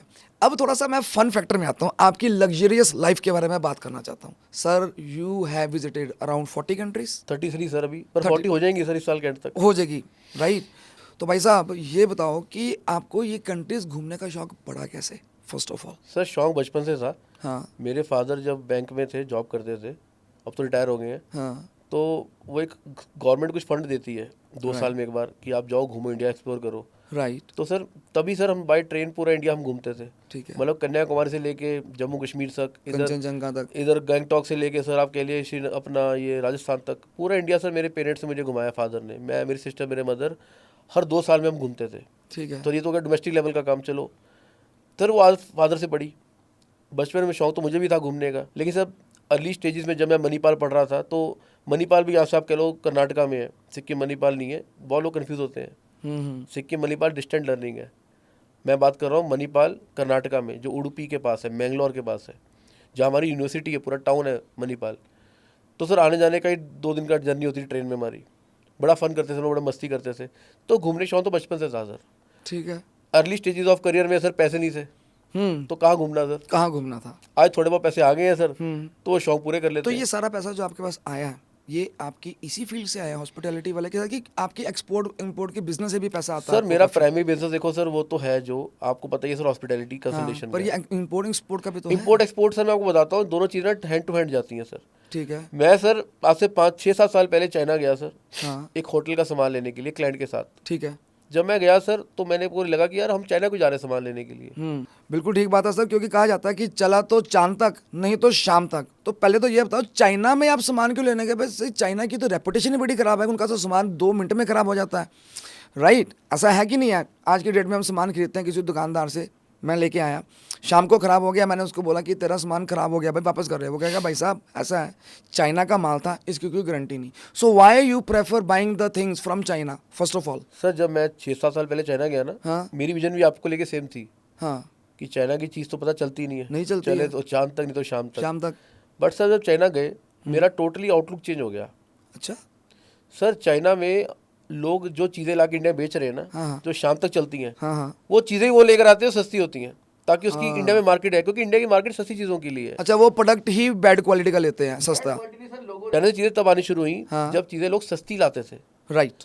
तो ये मेंटालिटी बन गई ये लोगों, मेंटालिटी बन गई। क्योंकि वहाँ लेबर चीप है तो चीज़ कंपैरेटिवली सस्ती बन जाती है। ठीक है। लेकिन आजकल लोग चाइना इसलिए जा रहे हैं क्योंकि वो बेटर चीज़ लेने जा रहे हैं। तो वहाँ पर बेटर चीज़ें मिलती हैं आज की डेट में? सर बहुत बढ़िया बेटर चीज़ें मिलती हैं सर, उनका जो इंफ्रास्ट्रक्चर है हाँ बहुत आगे है सर। जब मैं चाइना पहली बार गया, मुझे लोगों ने पूछा कि चाइना सुना है कि 50 साल आगे हमसे, हाँ। तो मैंने बोला नहीं, तो आपको गलत पता लगा है, चाइना हमसे 100 साल आगे है। 100 साल आगे? हाँ जी, हाँ जी। देखो सर, अब मैं कुछ ज़्यादा बातें करूंगा ना तो लोगों को लगेगा कि मतलब चाइना बहुत प्रमोट करते हैं, लोग सर सस्ता माल लेके आते हैं। हाँ। तो उनकी पहले विजन यही थी लोगों की कि सस्ता माल चाइना से आता है। ठीक है। आज की डेट में सर जब मैं तब सामान लेने गया चाइना, हाँ तो जब हमने फर्नीचर परचेज किया, मैंने वो क्वालिटी देखी, जब शॉप पे गए हम लोग हाँ। इम्पोर्टर के साथ, हाँ मैं देख के हैरान हो गया सर, ये सेम लेवल ऑफ चेयर, ये सेम लेवल ऑफ जो टेबल था, हाँ। कटलरी कह लो, लाइट्स कह लो, हाँ। कुछ भी कह लो आप, पार्ट जो एक होटल बनाने में, रेस्टोरेंट बनाने में यूज होता है, बहुत चीज़ें लगती है। वो चीज़ की क्वालिटी और सब प्राइसिंग इतनी कंपेटेबल थी, अच्छा। इतनी कंपेटेबल थी कि आपको लगेगा कि यार ये मैं चाइना से ले लूँ, मैं इंडिया से क्यों खरीदूँ। अगर वो चीज़ इंडिया में 100 रुपए की है तो चाइना में कितने की मिल रही थी? सर चीज़ मैं बताता हूँ आपको सर, जो इंडिया में चीज़ 100 की मिलती है वो चाइना में 50-60 की होगी। राइट। लेकिन जो चीज़ इंडिया में 100 की है और जो चीज़ चाइना में सेम लेवल पे 100 की है, वो आपको इंडिया के 15,000 के लेवल की मिलेगी। मतलब मेरा पॉइंट है कि अगर आपको इंडिया में चेयर 10,000 की चेयर खरीदनी है, हाँ तो चाइना में वो 10,000 की चेयर आपको वो मिलेगी जो इंडिया में 15 से 20,000 के बीच में मिलती होगी, कभी उससे भी ज़्यादा की। हाँ हम चाइना लोगों को रेकमेंड करते हैं सस्ते के लिए मत जाओ, अच्छे के लिए जाओ। अच्छे के लिए जाओ। हाँ जी, अब आप देखो चाइना के नाम पे इंडिया में क्या बिक रहा है, ओप्पो वीवो, बिक रहा है। सस्ता मोबाइल है, 8-10 हज़ार का MI का मोबाइल शुरू हो जाता है। हाँ बिल्कुल। अच्छे मोबाइल में हम किसको काउंट करते हैं, जो कोरिया का सैमसंग का फ़ोन है, या हम अच्छा मोबाइल एप्पल मानते आ हैं गया। एप्पल को। राइट। सर चाइना में अगर आप जाओगे तो एक एवरेज बंदा एप्पल यूज़ करता है, वो कैसे? ओप्पो वीवो के शोरूम दिखेंगे नहीं आपको। वो प्रोडक्ट इंडिया में बिक रहा है, उन्होंने बनाया इस चक्कर में कि वो प्रोडक्ट इंडिया से बाहर बिक रहा है। हाँ एक एवरेज चाइनीज़ बंदा है ना, वो अपने पास आईफोन यूज़ करता है, Okay. सैमसंग यूज़ करता है, ठीक है। और उनका लग्जरी फ़ोन है हुआवे। हुआवे एक ब्रांड है जो इंडिया में नहीं राइट आता। Right right right. उनके जो लग्जरी ब्रांड अगर बात करें तो वो हुआवे के फ़ोन यूज़ करते हैं, जो वहाँ के लोग जो जो चाहते हैं कि मतलब अपना स्टेटस सिंबल शो करना। Yes yes. iPhone secondary है सर वहाँ पे। हाँ जी। ओके सर, एक बात बताओ, ये जो पॉडकास्ट स्टूडियो अपना, यहाँ पर ये माइक लगा है, वो लाइट लगी है, वो बैकग्राउंड में हमारा डेकोरेशन पीस लगे है, ये कैमरे लगे हैं। मैंने ये सुना है कि मैंने सुना क्या, जो मैंने स्टडी किया है उसके मुताबिक ये है कि इस रूम में जितनी भी चीज़ें हैं ना, ये सब चाइनीज़ ही है। एम आई राइट और रॉन्ग? सर मैं आपको बताता हूँ, अब आप रूम की बात नहीं, ये करो, ठीक है, पहले बिल्कुल ठीक कह रहे हो सर। जो आपके इलेक्ट्रॉनिक्स हैं सर, सारे शेंजन से आते हैं। हाँ ठीक है, ये सोनी का जो हम कैमरा यूज़ कर रहे हैं, हाँ। है सोनी का जापानीज, पर Right. बन शेंजन में रहा है चाइना में। इसके ऊपर स्टैंप तो लगी हुई है made in Japan. Sir made in Japan की स्टैम्प इसलिए लगी हुई है क्योंकि कुछ पार्ट असेंबल जापान में होता है, हाँ। पार्ट चाइना से बन के जा रहे हैं। और जो से आजकल प्रोडक्ट्स आ रहे हैं वियतनाम से, वो वियतनाम की है कि वो भी चाइना की सर है? कपड़े हैं वियतनाम से आते हैं, वियतनाम से प्रोडक्ट सिर्फ आपको स्पोर्ट्स के कपड़े मिलेंगे, हाँ। वो वहाँ से आ रहे हैं। नहीं नहीं, जैसे कि वो हमारा जो जूम है ऑडियो प्लेयर, ठीक है, उस पर वियतनाम लिखा हुआ है, लेकिन मैंने जब इसके ऊपर R&D की है ना, तो हुआ ये है कि ये आया तो स्टैम्प वियतनाम की लगी हुई है, पर ये जो पार्ट्स थे ये भी वियतनाम वालों ने चाइना से ही मंगाया है। तो अल्टीमेटली जो रूट है इन चीज़ों का, ये सब चाइना ही सर। सर आज की डेट में सर आईफोन इंडिया में बन रहा है, सैमसंग इंडिया में बन रहा है, हाँ। ओप्पो वीवो भी इंडिया में बनते हैं, हाँ। पार्ट तो चाइना से आ रहे हैं सर। पार्ट चाइना से आ तो रहे हैं। चाइना को आप टोटली एलिमिनेट नहीं कर तो सर सकते। ये चाइना जो है, ये इतना टेक्नोलॉजी में, जैसे आपने बोला कि 50 नहीं 100 साल आ गया है, हाउ चाइना टेक्नोलॉजी में इतना आ गया है, टेस्ला को फेल कर रहा है सर इलेक्ट्रिक गाड़ियों के अंदर। क्या नाम है sir? BYD sir, BYD car. हाँ, बिल्ड योर ड्रीम्स। अच्छा, बिल्ड योर ड्रीम्स की जो कार है ये BYD है। एक मैंने सर रील देखी थी, मेरे ख्याल आप ही ने मेरे को दिखाई थी उस दिन, कि मेरा ख्याल किसी BYD की गाड़ी के ऊपर मिसाइल अभी हाँ सर, ईरान में अभी अटैक हुआ ना, जो ईरान में अटैक हुआ है। तो हाँ वो ईरान की या इजराइल की वीडियो थी। हाँ तो एक फैमिली BYD में जा रही थी, उनके ऊपर मिसाइल गिरी आके, ठीक है। तो आसपास की पूरी रोड सत्यानाश हो गया सर, पूरी डिस्ट्रॉयड होगी कम्प्लीटली। हाँ लेकिन कार के ब्लिंकर्स ऑन से, और जो फैमिली कार में बैठी थी हाँ। वो आराम से बाहर चल के आ गई विदाउट एनी, उनको कोई भी किसी टाइप की कोई इंजरी नहीं हुई। तो सर जैसे आपके all over India different suppliers हैं, कोई आपका इलेक्ट्रॉनिक्स का सामान बेच रहा है, मतलब सप्लाई कर रहा है, कोई क्लोज कर रहा है, कोई वॉचेस कर रहा है, राइट, कोई फर्नीचर कर रहा है। तो मुझे आप ये बताओ, स्पेशली टू माय ऑडियंस, कि अगर यहाँ से कोई ऑडियंस आपके थ्रू नहीं, अकेला चाइना जाती है टू बाय द थिंग्स, ठीक है, तो कैसे पता चलेगा कि कौन सा प्रोडक्ट कौन सी सिटी से खरीदा जाए? क्योंकि मैंने ये सुना है कि चाइना के अंदर हर एक कंट्री की हर एक सिटी की एक डिफरेंट स्पेशलिटी है, पर आपके मुझसे सुनना चाहता हूँ कि कौन कौन सी चीज़ कहाँ कहाँ से मिलती है, वो सर देखो, बताइएगा। पहली बार अगर बंदा अकेले जा रहा है ना, उसे कुछ समझ नहीं आने वाला पहली चीज़ तो। क्योंकि सर आप वर्ल्ड में कहीं भी ट्रैवल करोगे, आपको इन्फॉर्मेशन कहाँ से मिलती है शहर के बारे में? गूगल से। हाँ कहाँ जाना है? ये गूगल। टैक्सी बुलानी है? उबर।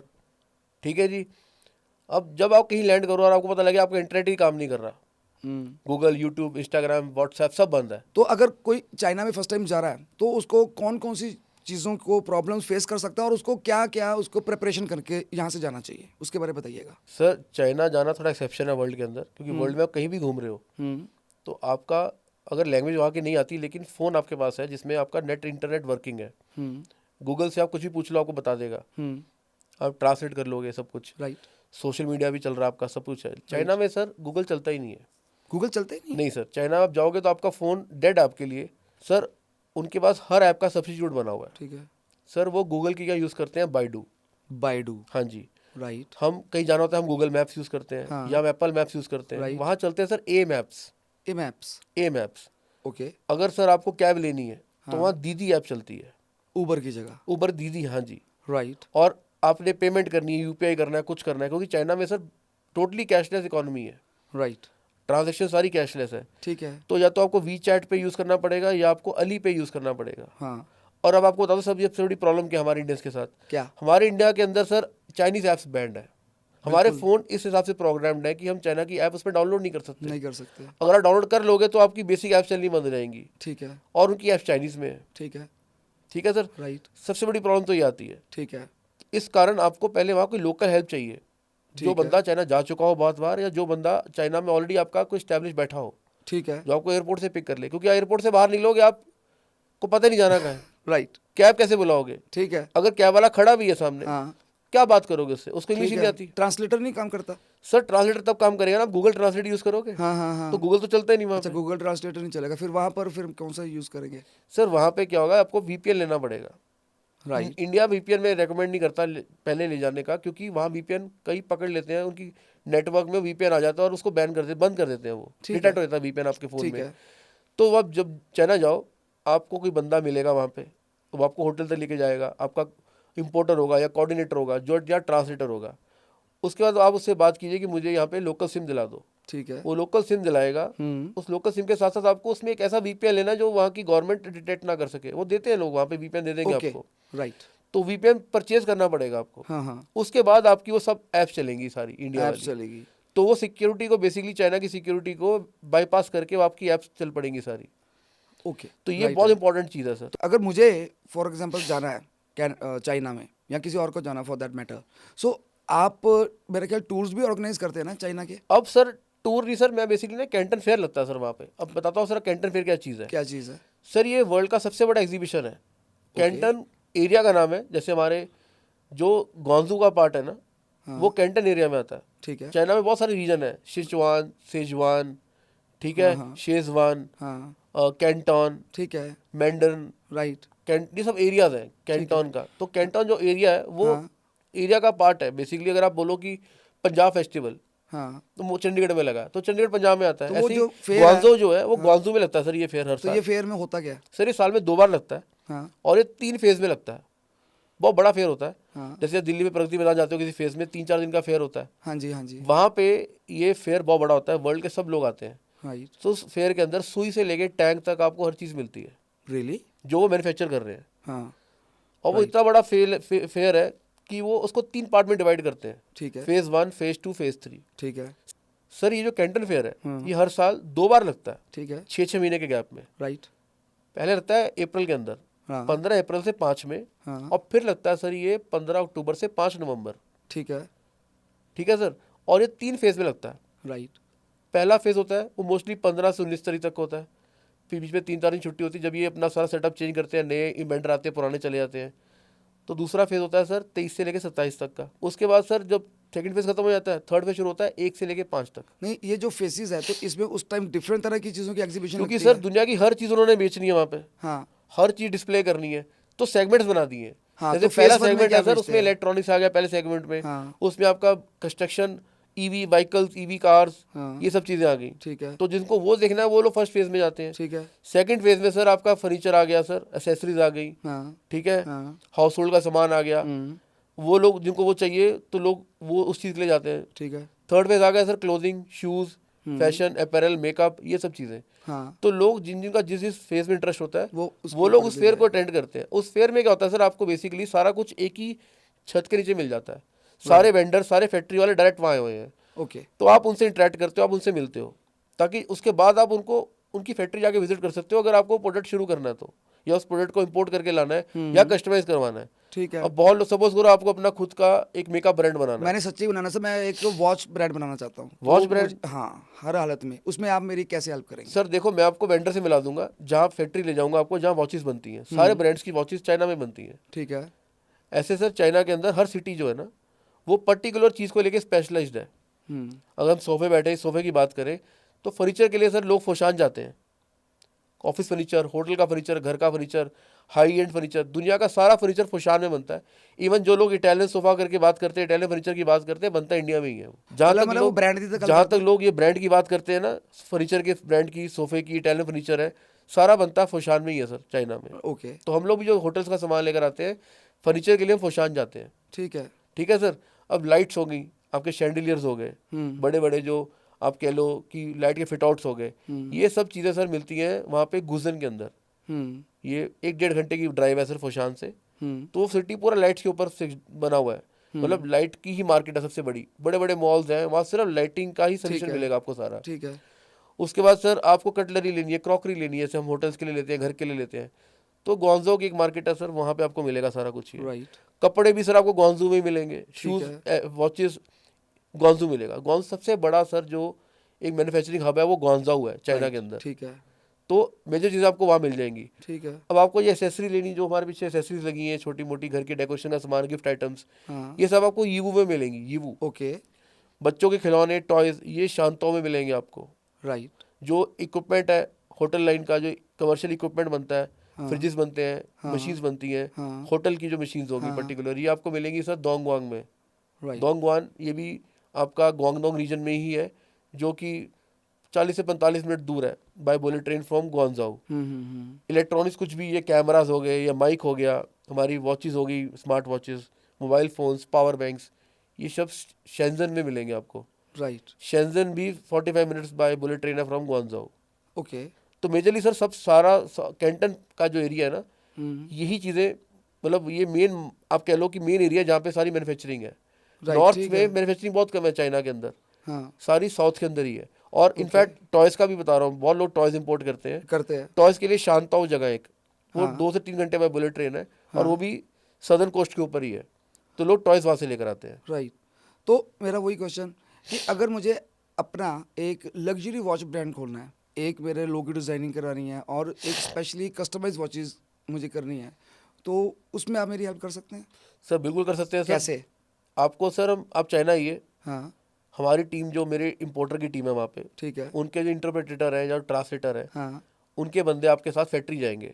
मेरा इंपोर्टर आपके चाइना आने से पहले वो सब फैक्ट्रीज को शॉर्टलिस्ट करके रखेगा। ठीक है। जहाँ जहाँ उसे पता है कि आपका काम हो जाएगा, ताकि आपको उतना टाइम वेस्ट ना करना पड़े, क्योंकि आप इंडिया से आ रहे हो, आपके बहुत लिमिटेड टाइम है। तो आपको बताएगा सर कि मैंने आपके हिसाब से ये 10 में से 3 शॉर्टलिस्ट की हैं जो आपका प्रोडक्ट बनाने को तैयार है, या ये आपको बेस्ट चीज़ दे सकती हैं। राइट। तो जब आप उनके साथ जाओगे, वो आपके साथ बैठेंगे, वो आपको बेसिकली आपके बीच में एक ब्रिज बन जाएंगे। राइट। मैन्युफैक्चरर और आपका एक ब्रिज बन जाएगा। उसके अंदर वो आपको बताएंगे कि सर ये चीज़ें हम आपके लिए करेंगे। सपोज करो वो बंदा फैक्ट्री वाला आपको कहता है कि ये घड़ी मैंने आपके लिए बना दी, ठीक है। अब आप उसकी डिजाइनिंग इंडिया में करवाओ या वो आपके लिए करेंगे। सपोज करो उसने प्रोडक्ट तैयार करा दिया आपका, अब वो घड़ी इंडिया कैसे लेके आनी है, उसके क्या नॉर्म्स हैं, उसकी पासिंग कैसे होगी, उसके लिए क्या सर्टिफिकेट चाहिए, तो उसमें भी आप वो सारा, हाँ सर, वो मेरा इंपोर्टर जो है वो सारी आपकी हेल्प करेगा उस चीज़ में। तो कोई लाइसेंस चाहिए इसके लिए? सर वो लाइसेंस सर इंपोर्टर के पास है। अच्छा, मुझे नहीं चाहिए? नहीं, आपको वो आपके बाहर घर के बाहर डोर टू डोर डिलीवरी देगा। आप बोलो कि मेरे को ये फलानी जगह इंडिया के अंदर मुझे यहाँ पे ये सामान चाहिए, तो आपको वो सामान वहाँ डिलीवर होगा। उसमें उसके जो चार्जेस होते हैं वो आपसे वो चार्जेस लेंगे। हाँ। और अगर जैसे सामान डिलीवर किया, फॉर एग्जांपल मैंने 1000 घड़ियाँ मंगाई है और उसमें से 20-30 ब्रोकन है या कुछ डैमेज हो गई है, तो वो उस केस में क्या होगा? सर उस केस में 2 चीज़ होती हैं। अगर आप डायरेक्ट कंपनी से माल मंगाते हो, सपोज करो आपको इंपोर्टर को बोल दिया, आपने इंपोर्टर को बाईपास कर दिया, आप चले गए डायरेक्ट मैन्युफैक्चरर के पास, उसे बोला कि भाई ये मेरी 1000 घड़ियाँ मुझे इंडिया भेज दे, उसने भेज दी, उसमें 5 गलत आ गई, 10 गलत आ गई, कुछ खराब आ गई, राइट। अब आप वहाँ जाके उसका गला तो पकड़ोगे नहीं जाके, बिल्कुल। तो वहाँ जाके जब उसका गला नहीं पकड़ोगे, आप पकड़ नहीं पाओगे जाके, तो आप किसको अकाउंटेबल ठहराओगे? किसको? उसमें आपकी गलती, आपने बाईपास कर दिया इंपोर्टर को।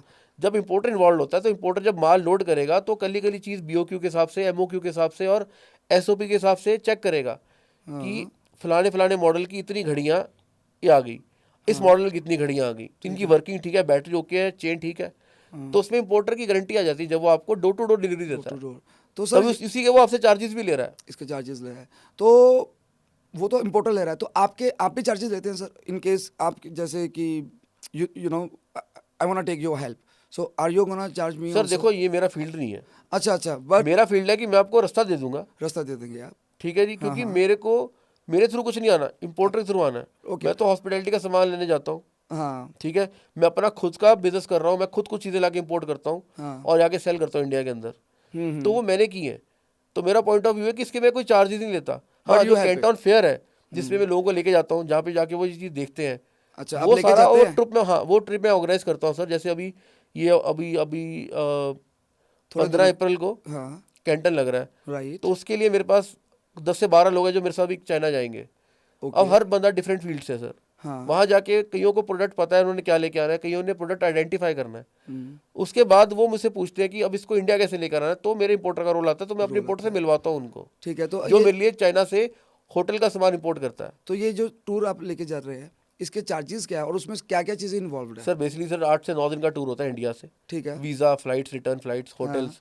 हाँ। होटल सर मोस्टली 5 स्टार्स होते हैं। ओके। ब्रेकफास्ट इंक्लूड 5 होगा। स्टार। हाँ जी सर। शेयरिंग बेसिस पे होता है। हाँ रूम बेसिकली शेयरिंग बेसिस पे होगा। हाँ ब्रेकफास्ट इंक्लूडेड है उसके अंदर। हाँ डिनर में आपको हम कोशिश करते हैं कि इंडियन फूड ही खिलाएं, अगर आपकी लाइकिंग है तो आप कुछ भी खा सकते हो। इसके हाँ अलावा हाँ लंच आपको खुद टेक केयर करना है, क्योंकि आप फेयर के टाइम पे कहाँ किस स्टॉल पे खड़े हो, लोग डिस्पर्स्ड है, कोई कहीं है कोई कहीं है, तो लंच बंदा खुद टेक केयर करना है आपको। लंच का आपको खुद टेक केयर करना। उसके अलावा ये सब इंक्लूडेड रहता है। एयरपोर्ट के सब पिकअप्स हैं, होटल से कैंटन फेयर तक के जाना, कैंटन फेयर के कॉम्प्लेक्स से वापस आना, वो इंक्लूडेड रहेगा सर सब उसके अंदर। तो चार्जेस? सर चार्जेस वेरी करते हैं सर, 1,50,000 से लेके 1,60,000 के बीच दैट्स में। इट। हाँ जी सर, क्योंकि सर इसमें कुछ सिर्फ हमें होता है कि लोग आए, क्योंकि मुझे खुद घूमने का शौक है सर। हाँ तो मुझे है कि जितनी बड़ी कंपनी होगी उतना अच्छा है। तो मेरे पीछे कई ट्रिप्स में मेरे फ्रेंड्स ने बहुत बेनिफिट लिया सर। हाँ किसी ने फर्नीचर का काम शुरू कर दिया, हाँ एक मेरे फ्रेंड ने कपड़ों का काम शुरू कर दिया। हाँ। तो मुझे लगता है अच्छी बात है यार कि मैं घूम रहा हूँ, उनका फायदा हो रहा है इस चीज़ में। ठीक है। इससे मेरा कोई पर्सनल बेनिफिट नहीं है, क्योंकि मुझे मेरा फील्ड ही नहीं है। फील नहीं है। अपने फील्ड के लिए तो मैं होटल का माल सामान लेकर आ ही रहा हूँ सारा। अच्छा, अभी जैसे आपको आपने बोला मुझे घूमने का शौक है सर, कौन कौन सी कंट्रीज जो आप घूमे हो सबसे बेस्ट कौन सी लगी और सबसे वर्स्ट कौन सी लगी है, दोनों के बारे में बताओ। सर जब तक चाइना नहीं गया था मुझे दुबई बहुत अच्छा लगता था। ओके। मुझे इनफैक्ट दोहा बहुत अच्छा लगा। हम्म। ठीक है जी। राइट। बट जब मैं चाइना गया तो चाइना में सर सब कुछ मिल जाता है। ठीक है। चाइना भी इंडिया की तरह बहुत वास्ट है। हाँ। ठीक है सर, चाइना के अंदर आपको हर चीज़ मिलेगी, हिल्स भी है, बीच भी है, टेक्नोलॉजी भी है। चाइना का जो बेस्ट पार्ट मुझे ऐसा लगता है सर कि वहाँ पे ना आप देखो कि डिसिप्लिन बहुत है सर। डिसिप्लिन? डिसिप्लिन सर सरकार ने डाला हुआ है उनके अंदर। लोग बोलते हैं कि डेमोक्रेसी नहीं है वहाँ पे, कम्युनिस्ट कंट्री है। हाँ सर डिक्टेटरशिप तो दुबई में भी है। हाँ ठीक है। चाइना में क्या है सर कि चाइना में पब्लिक के जो लोग हैं वो बड़े हेल्पफुल हैं। राइट। मैं रशिया गया हूँ सर, रशियंस मुझे बहुत रूड लगे। वो आपकी ज़्यादा हेल्प नहीं करते। रियली? शायद वो उनको लगता है कि आप मतलब टूरिस्ट है, तो थोड़ा सा ना वो एकदम आपके साथ थोड़ा सा इतना वार्मली बिहेव नहीं करते। हाँ आपको डायरेक्शन पूछनी है, किसी से कुछ आइडिया लेना है, तो वो पहले तो अवॉइड करेंगे आपको आंसर करना। अगर कोई रुकेगा भी तो बड़ा हाफ हार्टेडली आपको वो डायरेक्शंस बताएगा। राइट। ठीक है। ठीक है। लेकिन मैंने ये चीज़ देखी सर चाइना के अंदर। चाइना में आप किसी से कुछ हेल्प के लिए रोक लो, जब तक वो आपकी हेल्प को आपको सेटिस्फाई नहीं करेंगे, आपकी क्वायरी को, तब तक वो बंदा अपनी जान लगा देगा। मुझे लगा कि यार बड़े हॉस्पिटेबल लोग हैं, बड़ी अच्छी बात है। बट फिर मुझे पता लगा कि यहाँ पे एक सोशल बिहेवियर स्कोर होता है। सोशल बिहेवियर स्कोर, ये क्या हाँ जी। चीज़ है सर? सर ये स्कोर है जैसे वो अपने हर सिटीजन को रेट करते हैं। रेट करते हैं on the basis basically of? जैसे हमारे यहाँ सिबिल होता है, हाँ हमारी जो मॉनिटरी ट्रांजेक्शन है उसे मॉनिटर करने के लिए सिबिल होता है कि अगर हम लोन टाइम पे दे रहे हैं, इंस्टॉलमेंट टाइम पे दे रहे हैं, तो हमारा सिबिल स्कोर ऊपर जाता है, जिसके कारण हमें हमारी क्रेडिबिलिटी बढ़ती है, हमारी क्रेडिबिलिटी बढ़ती है और हमें लोन मिलता है। और हम लोग अपना एक अच्छा फाइनेंशियली सिस्टम बना सकते हैं। ठीक है। वहाँ पे सर वो एक सोशल बिहेवियर स्कोर होता है। हाँ उसमें क्या होता है कि सपोज करो, अब मैं आपको एग्जांपल देता हूँ। हाँ। एक बंदा फ्रूट लेके बाइक पे जा रहा है या कार में जा रहा है, ट्रक में जा रहा है, ठीक है। उसका एक्सीडेंट हो गया बाय मिस्टेक और सारा फ्रूट गिर गया। तो ठीक सर है। अब क्या है, चाइना के अंदर सर 1.5 मिलियन की पॉपुलेशन है। हाँ 1.5 बिलियन की। नहीं, वो फ्रूट डिग गया फिर उस तो बाद? अब सर क्या है कि चाइना में कैमरास लगे हैं हर जगह। ठीक है। अब मैं कैमरा की बात बता रहा हूँ आपको, क्योंकि इंडिया जितनी पॉपुलेशन है वहाँ पे शायद थोड़ी कम है हमसे, लेकिन सर इतने लोगों को मॉनिटर करने के लिए, मतलब 1.5 बिलियन लोगों को मॉनिटर करने के लिए 5 बिलियन कैमरास लगे हैं, हर जगह लगे हैं। तो वो कहते हैं ना कि ऊपर वाला सब देख रहा है, तो ये बात चाइना की बिल्कुल ठीक है कि ऊपर वाला सब देख रहा है, मतलब गवर्नमेंट देख रही है। ठीक है। हर बंदे को आईरिस स्कैनर से वो स्कैन करके देख रही है कौन क्या कर रहा है। ठीक है।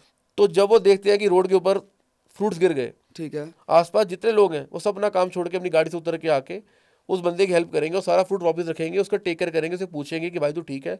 अगर वो इंजर्ड होगा तो उसको हॉस्पिटल भी लेके जाएंगे, उसके लिए एम्बुलेंस बुलाएंगे। नहीं, सारा सामान रख देंगे?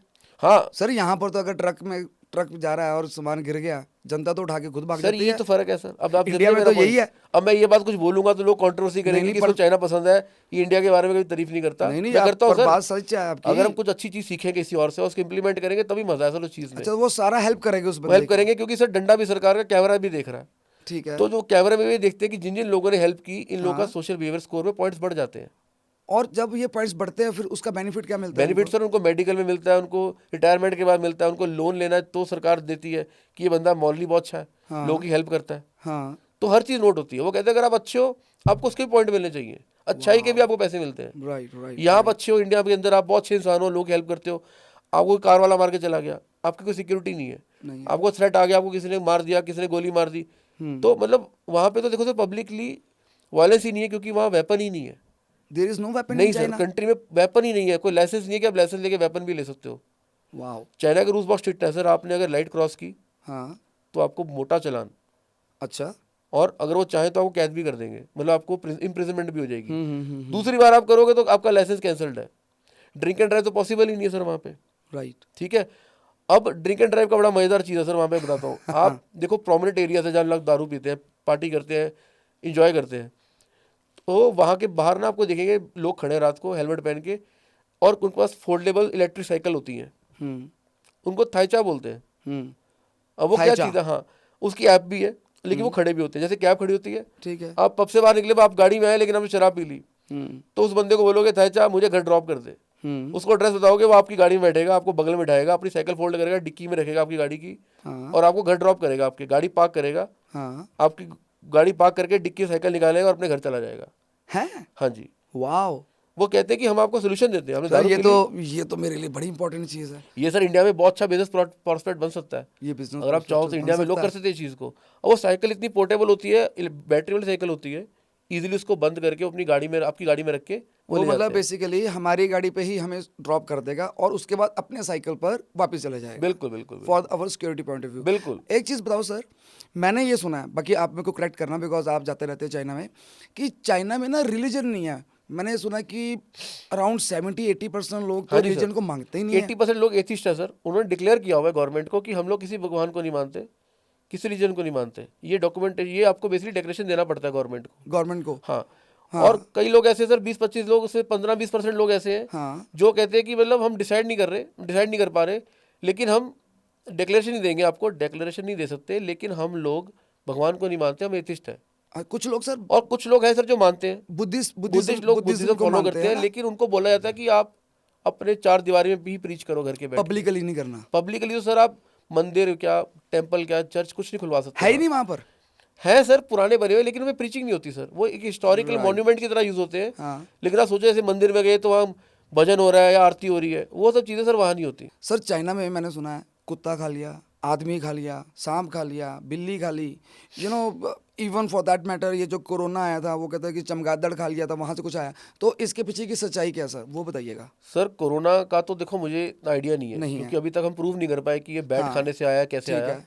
लेकिन जो कहते हैं आदमी खा लिया, कुत्ता खा लिया, हाँ। सर एक जगह यूलिन थी चाइना में, है यूलिन, वहाँ पे यूलिन फेस्टिवल होता था जहाँ कुत्तों को मारा जाता था। हाँ। अब तो चाइना ने बंद कर दिया, बहुत सालों से वो बंद हो गया है। ठीक है।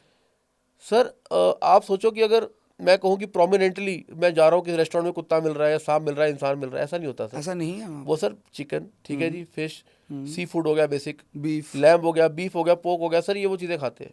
अच्छा। ठीक है, उसके अलावा मैंने कहीं कुछ नहीं देखा। वहाँ भी KFCs है, वहाँ भी स्टारबक्स है, मैकडोनल्ड्स है। आपको लगता है मैकडोनल्ड में वहाँ पे कुत्ते का बर्गर मिलता होगा? मतलब ही नहीं है। ऐसा नहीं होता सर, वो नॉर्मल चीज़ें खाते हैं।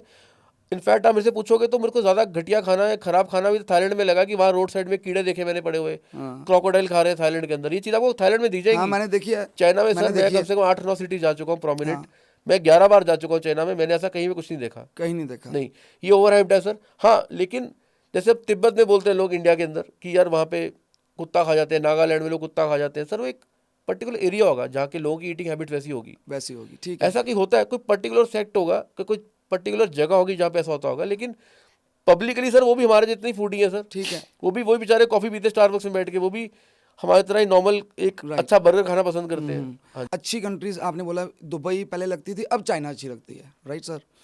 एक आपने रशिया का बोला कि रशिया के अंदर यू नो रशिया कंट्री बहुत बढ़िया है सर, कंट्री अच्छी है, बहुत सुंदर कंट्री है, आई थिंक वर्ल्ड का but one of you the didn't best like सुंदर। it. लेकिन सर नहीं अच्छा लगा सर, मैं दोबारा जा सकता हूँ। लोग थोड़े कंपैरेटिवली वार्म नहीं है, दे आर नॉट वार्म, ठीक है। और आप उस दिन मेरे को बता रहे थे एक साउथ अफ्रीका और वेनेजुएला के बारे में कुछ बता रहे थे सर। अफ्रीका ना मैं 2 बार गया हूँ सर, 3 बार गया हूँ इनफैक्ट। साउथ अफ्रीका, हाँ जी, ठीक है। नहीं टोटल अफ्रीका में, अफ्रीका में पहली बार साउथ अफ्रीका गया। हाँ सर कंट्री बहुत सुंदर है, लोग बहुत अच्छे हैं, लेकिन वहाँ पे क्राइम बहुत ज़्यादा है।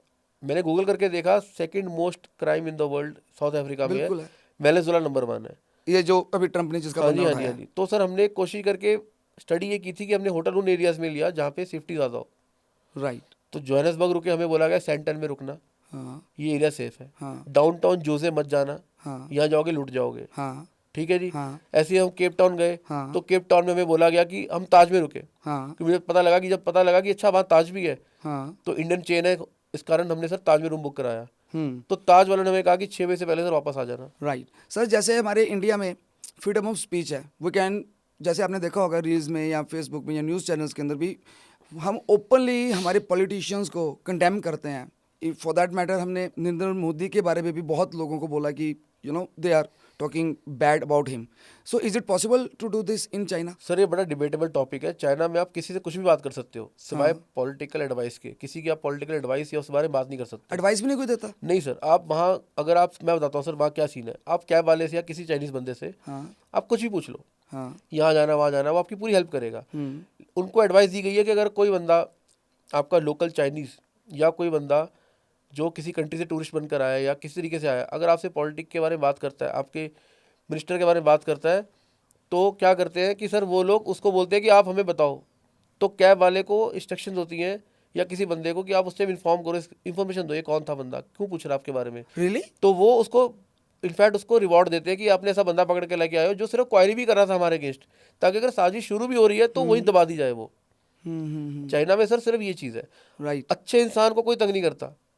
आप गवर्नमेंट के अलावा सब कुछ करो, वहाँ बात करो, कोई प्रॉब्लम नहीं है। कोई प्रॉब्लम नहीं है। बहुत सेफ है, रात को 2-2 3-3 बजे तक आप बाहर घूम सकते हो।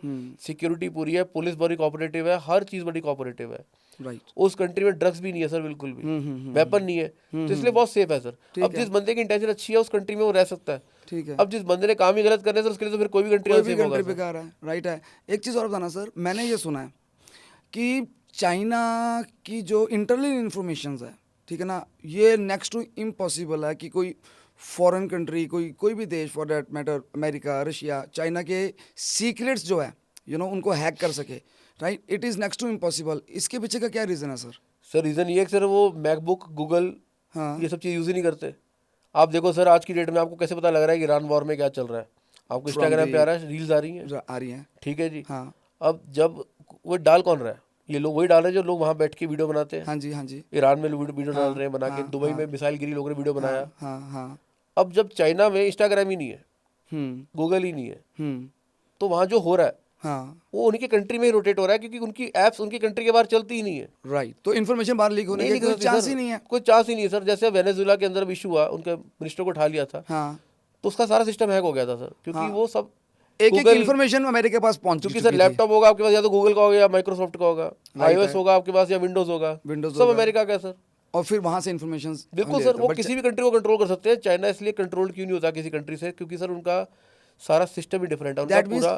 दैट मीन्स चाइना के जो लैपटॉप्स हैं या कंप्यूटर्स हैं, उसमें जो जैसे हमारा ऑपरेटिंग सिस्टम विंडोज़ है, तो उधर विंडोज़ नहीं है, उधर कुछ और ही है। सर विंडोज़ भी है उनके पास, उनके ऑपरेटिंग सिस्टम डिफरेंट है ज़रूर, हाँ पर वो विंडोज़ भी यूज़ करते हैं। हाँ। लेकिन वो अपने इन चीज़ों के लिए शायद विंडोज़ नहीं यूज़ करते, ताकि उनकी इन्फॉर्मेशन हैक हो सके। यू मीन टू से जो सी इनकी सिक्योरिटी जो पर्सनल्स हैं चाइना के, they don't use the Windows. क्योंकि सर ऑलरेडी जो सर लैपटॉप हमारे पास आ रहे हैं इंडिया में, चाइना से बन के तो आ रहे हैं। हाँ बिल्कुल, तो डरी डलाई आ रही है। हाँ। अब हुआवे अमेरिका में बैन क्यों हुआ, इंडिया में बैन क्यों है? हाँ क्योंकि लोगों को था ये हमारी इन्फॉर्मेशन चाइना ले रहा है हमारे फोन्स के थ्रू, हाँ। इसलिए उन्होंने बंद कर दिया।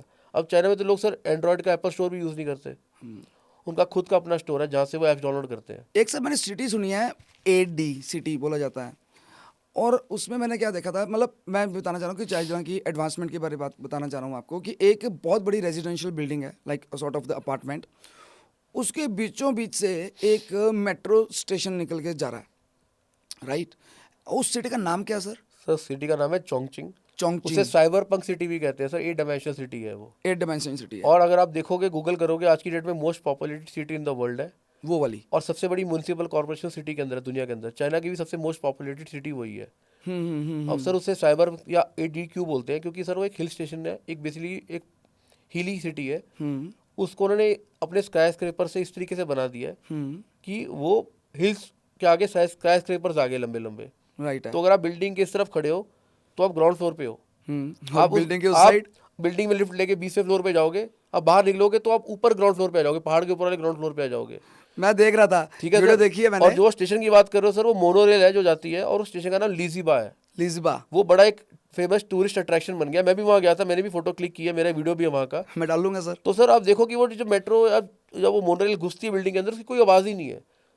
मतलब वहाँ जितने भी ऑफिस या रेजिडेंसीज हैं, अरे हाँ, ना उसमें वाइब्रेशन आती है मेट्रो की आने की, ना उसमें आवाज़ आती है। मतलब वो डिस्टर्ब नहीं होते। नहीं, वो डिस्टर्ब नहीं होते सर। और वो इतना ज़्यादा इन्होंने अच्छे तरीके से इंसुलेशन की है।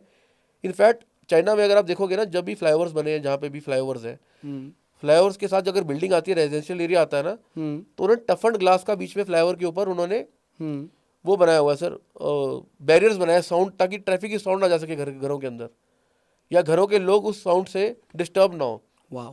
तो सर मेरे को ये बताओ, 3 चीज़ें जो मुझे चाइना में जाके करनी चाहिए, या फिर वो 3 सिटीज़ जहाँ पर मुझे चाइना में जाकर के वो 3 सिटीज़ देखनी ही देखनी है, वो कौन कौन सी है वो बताइए। सर देखो सर, पहले तो शंघाई जाओ सर आप। ठीक है। शंघाई बिल्कुल जैसा बॉम्बे है ना सर, हाँ जैसा बोलो न्यूयॉर्क है, हाँ हम लंदन की बात करते हैं, हाँ हम बैंकॉक की बात करते हैं, दुबई की बात करते हैं, हाँ। सबका कॉम्बिनेशन शंघाई है। Right. शंघाई की नाइट लाइफ बोलो, आर्किटेक्चर बोलो, आप उसकी टेक्नोलॉजी देखो, आप वहाँ जाके इंफ्रास्ट्रक्चर देखो, हाँ। बहुत अमेजिंग है सर। सबसे बड़ा मेट्रो की जो लाइन है वर्ल्ड की, वो चाइना की वर्ल्ड के अंदर सबसे बड़ी जो मेट्रो लाइन है, हाँ। वो शंघाई की है। शंघाई एक हो गया। डिज्नीलैंड है शंघाई में, डिज्नीलैंड देख कर आओ सर। डिज्नीलैंड उधर सबसे है। बड़ा डिज्नीलैंड शंघाई के अंदर है सर। वाह। एक लुई वितौं का बहुत बड़ी बिल्डिंग है सर, जो उन्होंने शिप की शेप में बना दी, सिटी के अंदर खड़ी कर हाँ दी है। मैंने देखी है वो तो बिल्डिंग। आपको लगेगा जैसे लुई वितौं का शिप पूरा सिटी के अंदर आ गया। सर कितनी प्यारी बिल्डिंग है, अल्टीमेट। बाकी बाय सर गॉड। सबसे बड़ा नाइकी का स्टोर मैंने शंघाई में देखा। हाँ मतलब आप जाओगे अंदर तो उन्होंने, अगर आपने सपोज करो आपने रनिंग के लिए शूज लिए, हाँ तो उन्होंने उसको ट्राई करने के लिए रनिंग ट्रैक बनाया हुआ है दुकान के अंदर। आपने बास्केटबॉल शूज लिए, हाँ। तो बास्केटबॉल कोर्ट है, आप पहन के बास्केटबॉल खेल के देखो। आपने टेनिस शूज लिया, आप टेनिस कोर्ट पे टेनिस खेल के देखो। आपने पिकल बॉल के लिए शूज लिए, तो पिकल बॉल पे आप जाके पिकल बॉल खेल के देखो। आपने बैडमिंटन के नो मार्किंग वाले शूज लिए, तो बैडमिंटन कोर्ट पे आप वो शूज ट्राई कर सकते हो। मतलब सोचो इतना एडवांसमेंट है। और शायद नाइकी अमेरिकन ब्रांड है, बट ये शायद अमेरिका में इतना बड़ा स्टोर नहीं होगा नाइकी का जितना बड़ा चाइना में देखा मैंने, शंघाई चाइना में। में। और दूसरे नंबर पे मैं आपको बोलूंगा सर चौंचिंग, जिसके हम अभी बात कर रहे थे, ये डायमेंशन सिटी, वो क्या हो sir, amazing city sir. Yangtze river निकलती है उसके अंदर से, रिवर के साथ साथ पहाड़ है, बहुत अमेजिंग सिटी है। तो सर, और थर्ड सर मैं आपको बोलूंगा, अगर आपने बिजनेस पॉइंट ऑफ व्यू जाना है तो ग्वांगझो कभी मिस और वो एक जो आपने फेयर का नाम बताया था, वहां पर जरूर जाओ। वो कौन सा फेयर बता रहे थे सर आप? जो कैंटन फेयर ग्वांगझो के कैंटल अंदर फेयर। सर। हाँ अच्छा जी, वो हाँ ग्वांगझो में है। जी। वो ग्वांगझो में होता है सर। तो सर अब ये बताओ मुझे, अगर किसी ने आपसे कॉन्टैक्ट करना है, right, for doing the export import business, और maybe for doing the hospitality business with you, like मतलब किसी ने होटल खोलना है, आपको अप्रोच करना है, तो आपसे हम अप्रोच कैसे करें? मतलब मेरी ऑडियंस आपको कैसे मिले? सर मेरी वेबसाइट पे पूरी डिटेल्स है। वेबसाइट का सर नाम बताइएगा प्लीज। मैं www. या www.redminthospitality.com, वहाँ पर जाकर के आपको मेरी पूरी डिटेल्स मिल जाएंगी हाँ कि हम क्या क्या करते हैं। ठीक है, उसमें मेरा हॉस्पिटैलिटी का पूरा एस्पेक्ट दिया हुआ है सारा। राइट। बट किसी को पर्सनल लेवल में मेरे एडवाइस चाहिए कि चाइना से क्या लेके आ सकता है, चाइना में वो क्या कर सकता है, उसके लिए वो मेरा नंबर वहाँ से लेके मेरी वेबसाइट से मुझे कॉल कर सकते हैं। तो पर्सनली जितना मेरे से हो पाएगा उतना मैं उनको गाइड करूंगा चाइना के इंपोर्ट एक्सपोर्ट के बारे में। राइट है। तो इससे पहले मैं पॉडकास्ट ये नहीं कहूँगा मैं ख़त्म करूँगा, because I think it is the start of beginning of a new start with you. सिर्फ ये एक पॉडकास्ट के बाद मैंने आपका पीछा नहीं छोड़ना। आपके पास वास्ट नॉलेज है, आपका एक्सपीरियंस जो है वो मैंने यूज़ करना है, और ऐसा तरीके से यूज़ करना है कि मेरे ऑडियंस जो है, जैसे आपने वो 53 बंदों को मिलियनियर बनाया ना, 35 को बनाया, सॉरी 53 बन जाएंगे सर। हाँ 53 बन जाएंगे। मैं कह रहा हूँ बना देंगे जल्दी। ठीक है, आप जैसे भाई जुड़े रहे साथ में, मैं कह रहा पाजी अब तो आपको सर मिलियनर बना देंगे। एक तो मैंने बनना है आपके साथ जुड़ के। पहले मैं तो बन जाऊँ पाजी, मैं नहीं बन पाया अभी तक। Sir you are a king maker, तभी तो वो आप बहुत हम्बल हो रहे हो इस टाइम। नहीं, I know your lifestyle, right. तो सर अब क्या ही बोलूँ मैं, है ना। So what I mean to say is कि that it was really nice talking to you. इतना मजा आया, बिल्कुल राइट। मैंने एक्सपेक्ट नहीं किया था कि हमारी कन्वर्सेशन इतनी स्मूथली चलने वाली है। भाई मैं बड़ा फंबल सोच रहा था कि फंबल करूंगा, मैंने किए भी होंगे। पहला पॉडकास्ट है, चलो सर लोग देखने वाले समझते इस चीज को। राइट। हम प्रोफेशनल आर्टिस्ट तो है नहीं सर, बट मेरी कोशिश ये थी कि लोगों को बेस्ट बताया जाए यार, ताकि मेरी इन्फॉर्मेशन से अगर किसी का कोई फायदा होता है तो हम क्यों ना कराएं किसी का फायदा। सर यही तो मुझे आपकी नेचर अच्छी लगती है, because you always not in the field of the business. वैसे भी मेरी लाइफ में भी कोई पर्सनल प्रॉब्लम ही चल रही थी, आपने हमेशा मेरी हेल्प की है, राइट। इवन कि आपने मेरे को ये भी बोला कि Vikrant don't worry, I will provide you more people, you know, जिनके साथ मैं पॉडकास्ट कर सकूंगा। सो दैट्स वेरी, ये हर एक इंसान नहीं बोलता सर, यू नो, ये कुछ इंसान होते हैं, नेचर है भाजी, हम ऐसे ही नेचर है। और तभी सर पंजाबी बंदे ऐसे ही हैं, पंजाबी बंदे हैं, ताइयों तो ਅਸੀਂ मिलते वर्तते हैं, बैठते हैं। So before I and the podcast, audience के लिए 2 तरह की ऑडियंस है आज के पॉडकास्ट में हमारी। एक जो कि होटल इंडस्ट्री में जाना चाहती है, उनके लिए कोई advice, final advice. Sir hotel line या रेस्टोरेंट लाइन में अगर आपको कुछ करना है तो मैं कहूँगा कि आपको प्रोफेशनल हेल्प ज़रूर चाहिए। आर्किटेक्ट के अलावा आपको कंसल्टेंट से एक बार एडवाइस जरूर चाहिए। आप भले एडवाइस लेके कंसल्टेंट के साथ काम करना चाहते नहीं चाहते वो बात की बात है, लेकिन एक प्रोफेशनल हेल्प जरूर सीख करना, चाहे मेरे थ्रू या किसी और कंसल्टेंट के थ्रू, क्योंकि वो आपको बेटर पिक्चर दिखा सकता है कि आपको इस लाइन में क्या सही करना है और कैसे करना है। उसके बगैर अगर आप जाओगे तो बहुत चांसेस है कि आप फेल हो जाओगे या आप उस चीज़ को अच्छे से नहीं कर पाओगे इम्प्लीमेंट। और दूसरा, अगर जो लोग किसी ने सप्लायर बनना है, लाइक फॉर एग्जांपल चाइना से फर्नीचर, शूज, क्लोथ्स, अपना पर्सनल ब्रांड वगैरह करना है, उनके लिए भी कोई एडवाइस अगर आप देना चाह रहे हैं? सर, जो लोगों ने चाइना से कुछ भी शुरू करना चाहते हैं या अगर सिर्फ ये समझना चाहते हैं कि एक बार चाइना जाके देख सकें कि उनके लायक वहाँ से क्या चीज़ ऐसी है जो वो इम्पोर्ट कर सके या जिसमें वो मास्टरी कर सके या यहाँ लाके वो सप्लायर बने या उसके रिटेलर बने या होलसेलर बने, उसके लिए सर देखो मैं तो राइट बंदा नहीं हूँ, लेकिन मेरे पास राइट बंदे हैं जो मेरे इंपोर्टर्स हैं, जिनके साथ मेरे को बहुत साल का ट्रस्ट बना हुआ है, मेरे साथ जो काम करते हैं उनसे मैं आपको इंट्रोड्यूस करवा के आपका वो काम करवा दूंगा। तो इसलिए मैं, आप मुझे अप्रोच कीजिए, किसी भी टाइम मुझे कॉल कीजिए, मैं आपको पूरा बताऊंगा कि चाइना कैसे जाना है, कौन कौन सी चीज़ें आपको चाइना जाने के लिए चाहिए, वीज़ा प्रोसेस क्या है वहाँ का, इनविटेशन चाहिए होता है आपको चाइना जाने के लिए, और बहुत चीज़ें ऐसी हैं कि कितने पैसे लेके जाने हैं आपको, कि वहाँ करेंसी चेंज कैसे करनी है, राइट। तो वो सब चीज़ें मैं आपको बताऊंगा। बाकी का पार्ट जो सारा है, जब आप कोई प्रोडक्ट आइडेंटिफाई कर लोगे तो वो पार्ट मेरा इंपोर्टर भी देखेगा कि आपको वो सामान इंडिया में कैसे पहुँचाना है। राइट। सो दिल नहीं कर रहा पॉडकास्ट बंद करने का? भाजी सर? मैं कह रहा हूँ, बातें मजा ही आ रहा है, और मजा भी ही करने बना का रहा है। दिल कर रहा है, ठीक है, नहीं भाजी, बट क्या बिल्कुल, करे, काम भी करना है। काम भी कर रहा है ना। So really thank you SP you, भाजी, ਤੁਸੀਂ आए हो, and I am hoping to do one more podcast with you very करेंगे भाई, बहुत जल्दी करेंगे भाजी, Thanks चाइना a में ही lot. करेंगे भाजी। चाइना में करेंगे, नो ये प्रॉब्लम। आपके रेस्टोरेंट में मैं करेंगे। आपके साथ प्रोग्राम बनाऊंगा and we will go together for बिल्कुल श्योर। भाजी, बिल्कुल। और जो आपका ड्रीम है दुनिया की सारी कंट्रीज घूमने का, बस भाजी। कितनी रह गई हैं? भाजी 160 प्लस रहेगी अभी। वो रह गई है, वो जल्दी ही अभी पूरा 30-35 हुई है। Okay sir, love you. Okay भाजी, same so here। Guys audience, आपको होप कर रहा हूँ कि ये पॉडकास्ट पसंद आया है, तो बिकॉज नया चैनल है, आई नीड योर सपोर्ट, तो please subscribe the channel, like it, और जितना हो सके उसको शेयर कीजिएगा। एसपी साहब की जितनी इन्फॉर्मेशन है पॉडकास्ट की हर एक रील में, डिस्क्रिप्शन में आपको मिल जाएगी, and you can contact him any time you want. Bye bye.